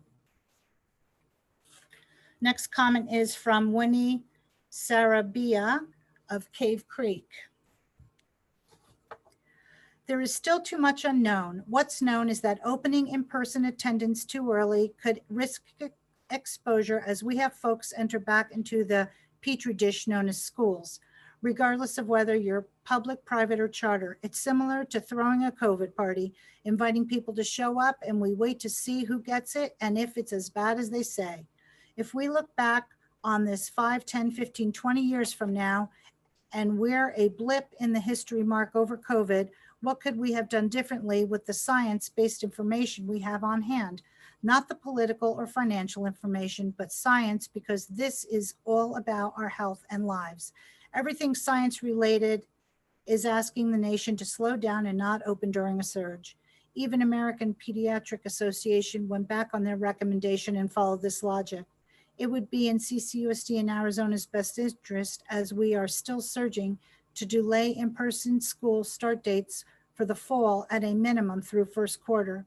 As shared by Amy Wright, people testing positive for COVID-19 have been documented to be sick even after 60 days. Many people are sick for weeks, get better still, and then experience a rapid and sudden flare-up and get sick all over again. A man in Seattle was hospitalized for 62 days, and while well enough to be released, still has a long road of recovery ahead of him, not to mention $1.1 million in medical bills. MIS-C multisystem inflammatory syndrome in children is a condition where different body parts can become inflamed, including the heart, lungs, kidney, brain, skin, eyes, or gastroenterological organs. Children with MIS-C may have a fever and various symptoms, including abdominal pain, vomiting, diarrhea, neck pain, rash, bloodshot eyes, or feeling extra tired. While rare, it has caused deaths. This disease has not been around for years. It has basically been with us for only 6 months. 6 months. We know little about COVID. No one knows yet the long-term effects or how it may present itself years down the road for people who have been exposed. We literally, quote, do not know, end quote, what we do not know. The more things we can all do to mitigate our risk of exposure, the better off we all are, in my opinion, an opinion shared by medical science. The notion that it's, quote, just a virus, end quote, and all we have to get it eventually is a careless, lazy, heartless stance. The next comment is from Elizabeth Sandell. For the safety of the students and staff, I feel a start date of August 17th is premature and would support a start date after Labor Day or even October 1st. Thank you. Next comment and our final comment, President Hill, is from Colleen Neese. There are many families that strongly believe it is the best interests of our kids, parents, teachers, and community as a whole to return to in-person school. Many of these families feel as if we have been silenced by the outspoken families that believe it is not safe to return to in-person school. It is great that CCUSD has created an online academy for those families. For the many families that have chosen the in-person option, we want you to know that we believe returning to school on August 17th or soon thereafter is important. Those that disagree have the online academy option. We cannot keep pushing back the in-person start date. If August 17th doesn't happen, after Labor Day is a good option. Continuously pushing back to October or November or later is not a good idea. There are some questions I have about the differences between the online academy and distance learning. What is the difference between the curriculum? Is one better than the other? Who are the teachers at each? For distance learning, how will the curriculum be delivered? Will there be a teacher providing instruction via live stream webcam? In the spring, there was no actual instruction and it fell completely on the parents to teach their kids. I work full-time and this was extremely difficult. I hope that there are teachers who will teach our children. How will you and your IEPs ensure IEPs are met? My 8th grader has an IEP and did not receive any of his services in the spring, which by law are required. Will Chromebooks be provided? Foreign language. These classes need to be taught via video or in person. Handing out worksheets and other quizzes and expecting our kids to learn a language this way is unrealistic. Thank you for taking my comments and questions into consideration. I look forward to getting our kids back in school. And that concludes the comments for this item, President Hill. Thank you, Ms. Scotto. So presenting item 4.4 is Dr. Burdick. Thank you, President Hill, Governing Board members. The administration is recommending postponing CCUSD's reopening date for the 2020-2021 school year until September 8th, 2020. We would recommend that the board approve to postpone the reopening date until September 8th, as some of our neighboring districts have already done. So moved. Second, Rich. Okay, discussion. I'm going to give a heads up on the discussion that once we vote, I'm going to first some recommendations we have or the allowances we have. Before you vote, each member will have 2 minutes to explain their vote. So if you feel like you, once you do your vote, you want to explain what vote you're making, you're going to be given 2 minutes per person to vote. But before we do that, we have a motion and a second, so it's time for discussion. I guess my first question is I've seen some, can you tell us what the surrounding districts in our area have done so far? President Hill, at this point, I know that Paradise Valley Unified which is to our south directly, and Scottsdale Unified, which is to the southeast of us, have both postponed till September 8th.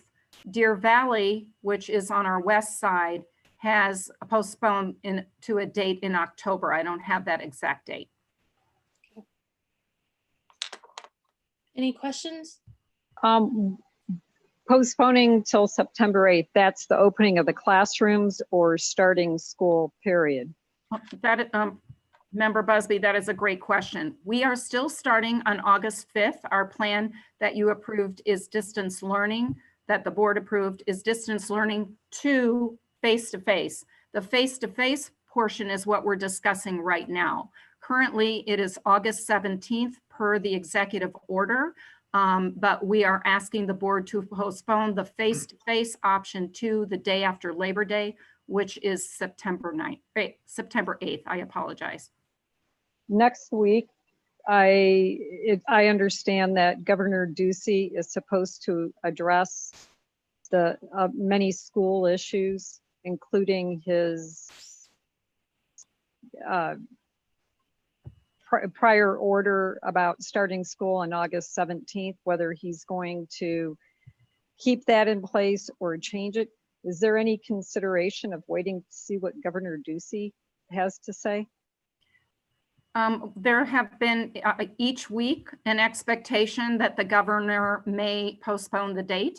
That has not happened. We've heard the same rumor again this week that we heard the prior week and the week before. I think the difficulty is if we do not make a firmer decision this evening, and we've told our parents that they can wait until Wednesday now to turn in their options, we cannot start figuring out the staffing for both programs, option 1 and option 2, and perhaps an option 3, which would go along with option 1. So we have tried to patiently wait to see what the governor is going to do. We can continue that waiting game, but at this point, we feel like our families deserve a firm answer.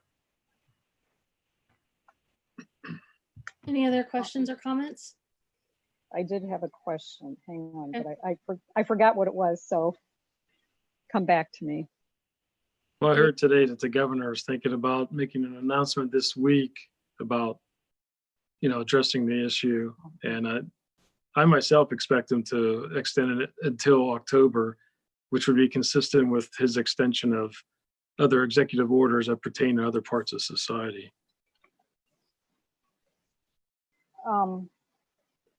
Just to clarify, there were several of those comments that were referencing the American Academy of Pediatrics and alluding to the Academy wanting a delay on the start of school. I'm looking at an article from the Academy of Pediatrics that was published 3 days ago, and they're advocating for schools to open. And they are also strongly advocating for safety measures to be adhered to in schools. So that's just a clarification regarding what the American Academy of Pediatrics is advocating for. Any other discussion or questions, or is everyone kind of holding out till they do their vote? I'm getting that vibe. Are we ready to vote? Okay, all right. So.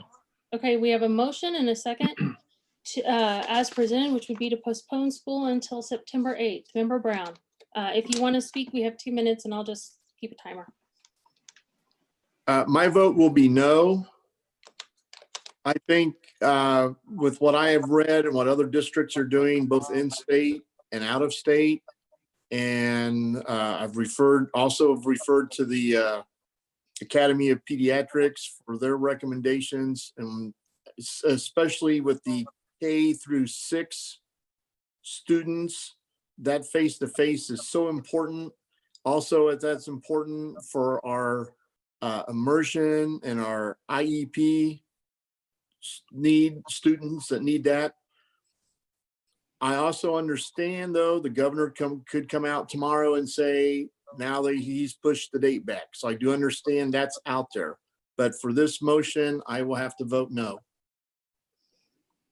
Okay, Member Busby.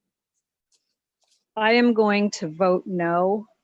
I am concerned about everybody's health and safety first and foremost. So I want that to be made very, very clear. But at the same time, I am also concerned about education gaps that many of our students could sustain by not having in-person instruction.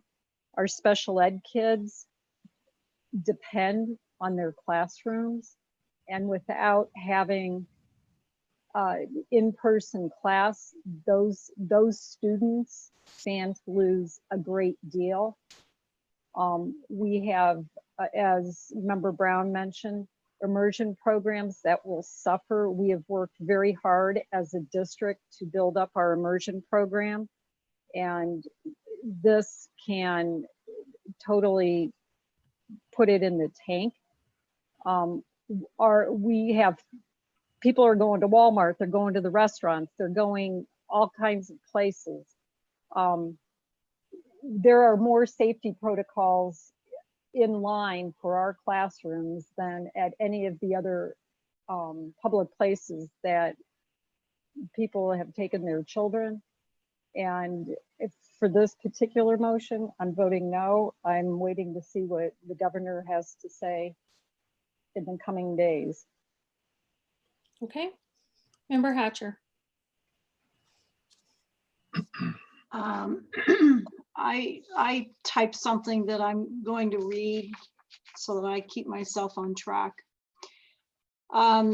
After tonight's vote, half of the community will disagree with the outcome and more than likely be unhappy.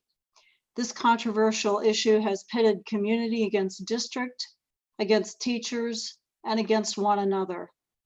A school board does not typically find itself making decisions which could deliberately place students and staff in harm's way, but here we are. Parent reasons cited to return face-to-face are personal freedoms, socialization needs of children, too many distractions at home, needs are better met in the classroom versus the home, the online curriculum is not up to parent expectations, and various studies which we have been sent making the case to open schools. It's been suggested that we permit small groups of SPED students and the younger students to return to a classroom sooner than the rest of the student body. I understand your opinions and agree that a better education is obtained through live interaction with the teacher. The reason to maintain distance learning is the personal health and safety of students, and sometimes the staff is mentioned. And I'm talking about from what we've just heard. A school board member's charge is to make sure student achievement is accomplished with the resources available to the district. The CCUSD does a really good job of that. Those resources are primarily money, the school buildings themselves, and the employees. In the situation we find ourselves in today, all three components have been considered in the creation of the CCUSD plan and how that plan is to be implemented. The second and equally important factor which I must consider is student and staff health and safety. This includes aides, bus drivers, food services employees, custodians, nurses, and front office employees. Regarding academics, if we don't have healthy teachers, we will not have students receiving quality education.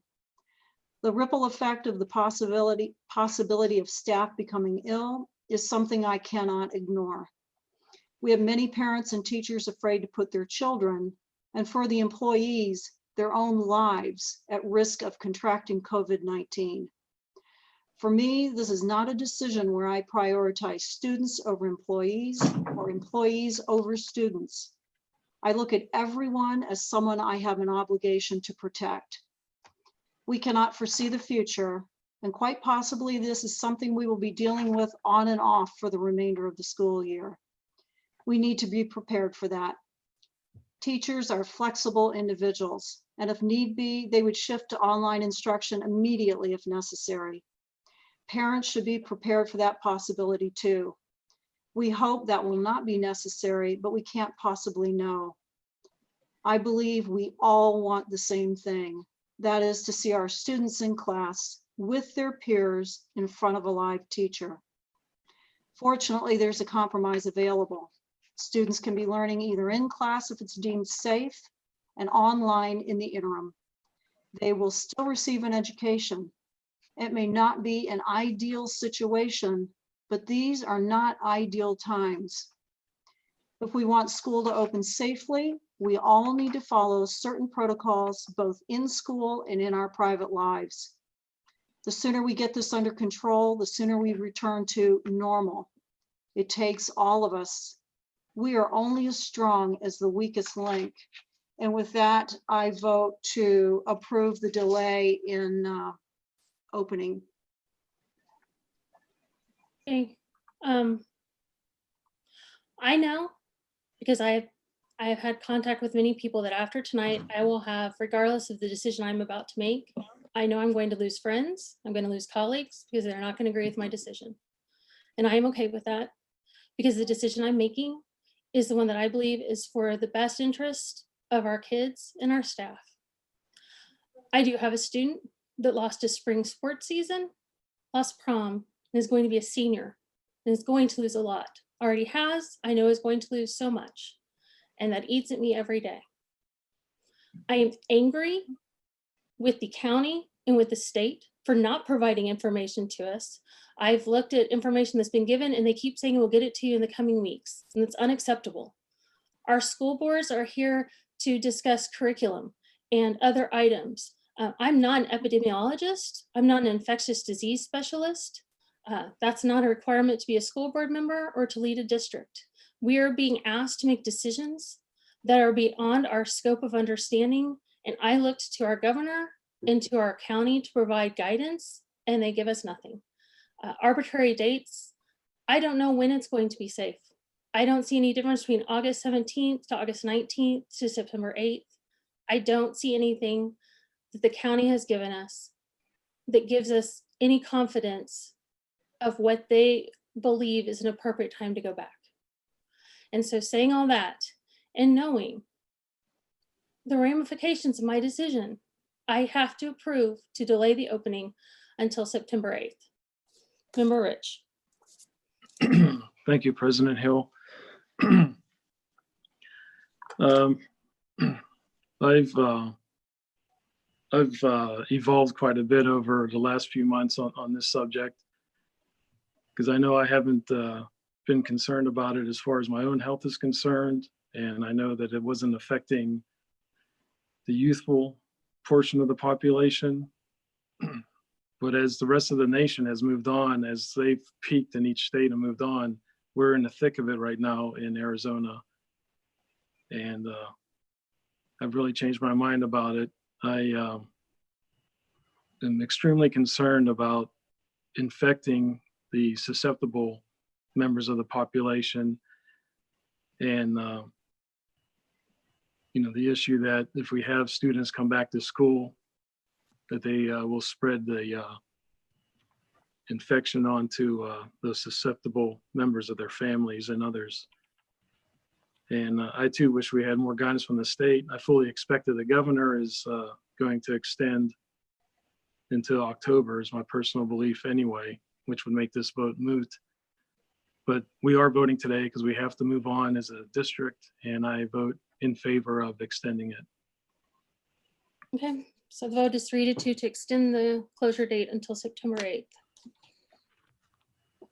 Item 4.5, recommendation to approve CCUSD's resolution regarding COVID-19. Ms. Scotto, do we have any public comments? We have two public comments, President Hill. The first is from Mary Hillica of Cave Creek. Do not approve agenda item 4.5 CCUSD's resolution regarding COVID-19.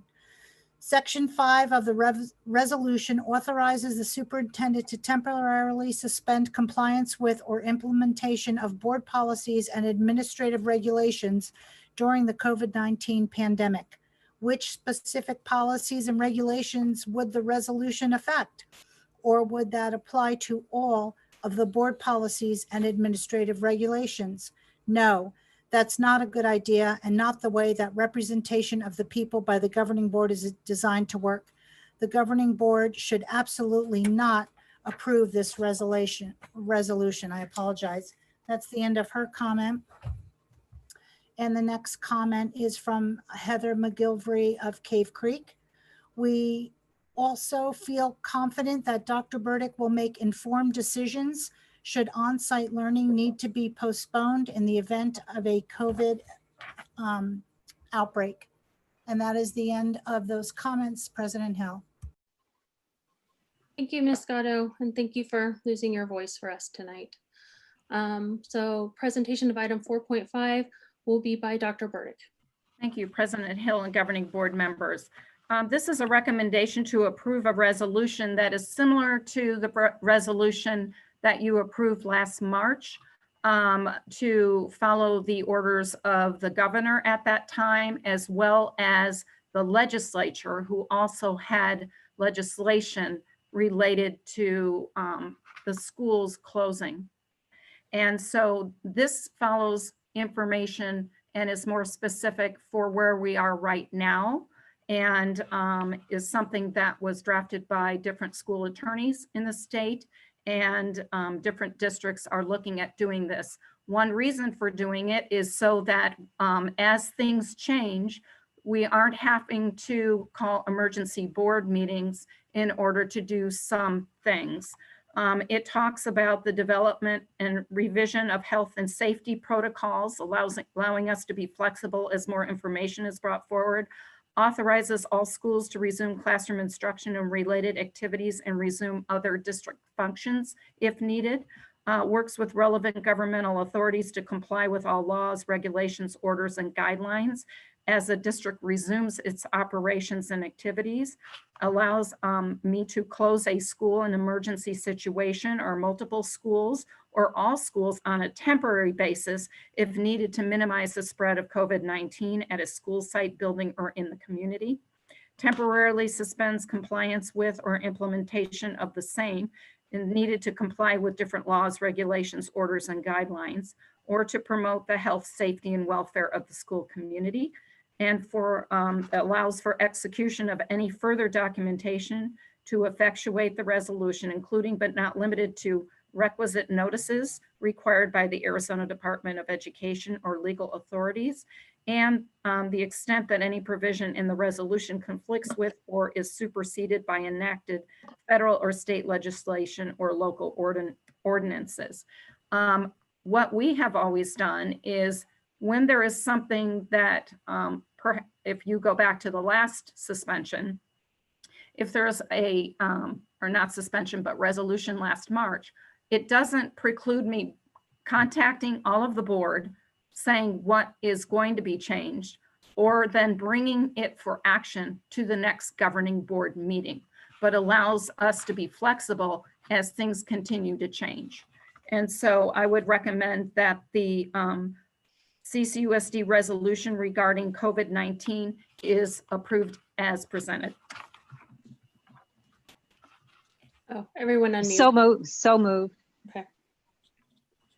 Do I have a second? Second. Discussion. When the governor gets around to sharing some new information, how is this resolution impacted? So if he comes with a date that is beyond the scope of our date, which is now September 8th, we have to comply with that. If he doesn't act, the board has already approved that date. If we get information eventually that shows that our families, students, and staff are being negatively impacted by the virus, it would allow me, after discussion with the board, but not with board action, to move forward with perhaps having to do some closures or temporary closures in order to clean up a building, to stop the spread at a building, etc. So this would be if we have an emergency, that if one of the schools, we have something happen and we have to do something immediately because we can't send the kids the next day. This would give you the authority to do that, contacting us, but we wouldn't have to post. Right. Because without this, we would have to post that we're going to have a meeting for 24 hours and then discuss that. And in that meantime, we would not be able to do that sort of immediate action. Is that what this is? This could do that. There is also a policy in section I that allows me to close a school if there's an emergency, but all districts at this point have no idea what lies ahead. Right. And so, and nobody has returned to face-to-face school. So we are looking at unprecedented situations that we may not even be able to anticipate, which is kind of where we are right now. This allows the flexibility for me, as always, to still contact all board members as I usually do. And if there are any changes or things that are going to impact the district, but then to be able to move forward on doing anything that needs to be done. For instance, there might be some human resources policies that may need to be changed. As things move forward and as we look at not needing as much staff, we're hoping the governor will give us some direction on still being able to support all of our staff, which we currently are planning on doing, but we don't know what's going to come up. And so this allows the flexibility with me informing the board to move forward with what needs to be done. Thanks. Any other questions or comments? I have a question. As I read through this, I mean, I consider this part of the day-to-day responsibilities of any district superintendent. So I don't know. I mean, I go back and I look at our board policy CBA, qualifications and duties of the superintendent, and a lot of this is in policy already. I just don't understand why we have to declare a special resolution. I mean, if anything would have happened, say would have been a small fire at one of the facilities, you have that authority to move students out of the building and close it while we clean up. So that doesn't need a special resolution. So I just don't understand why the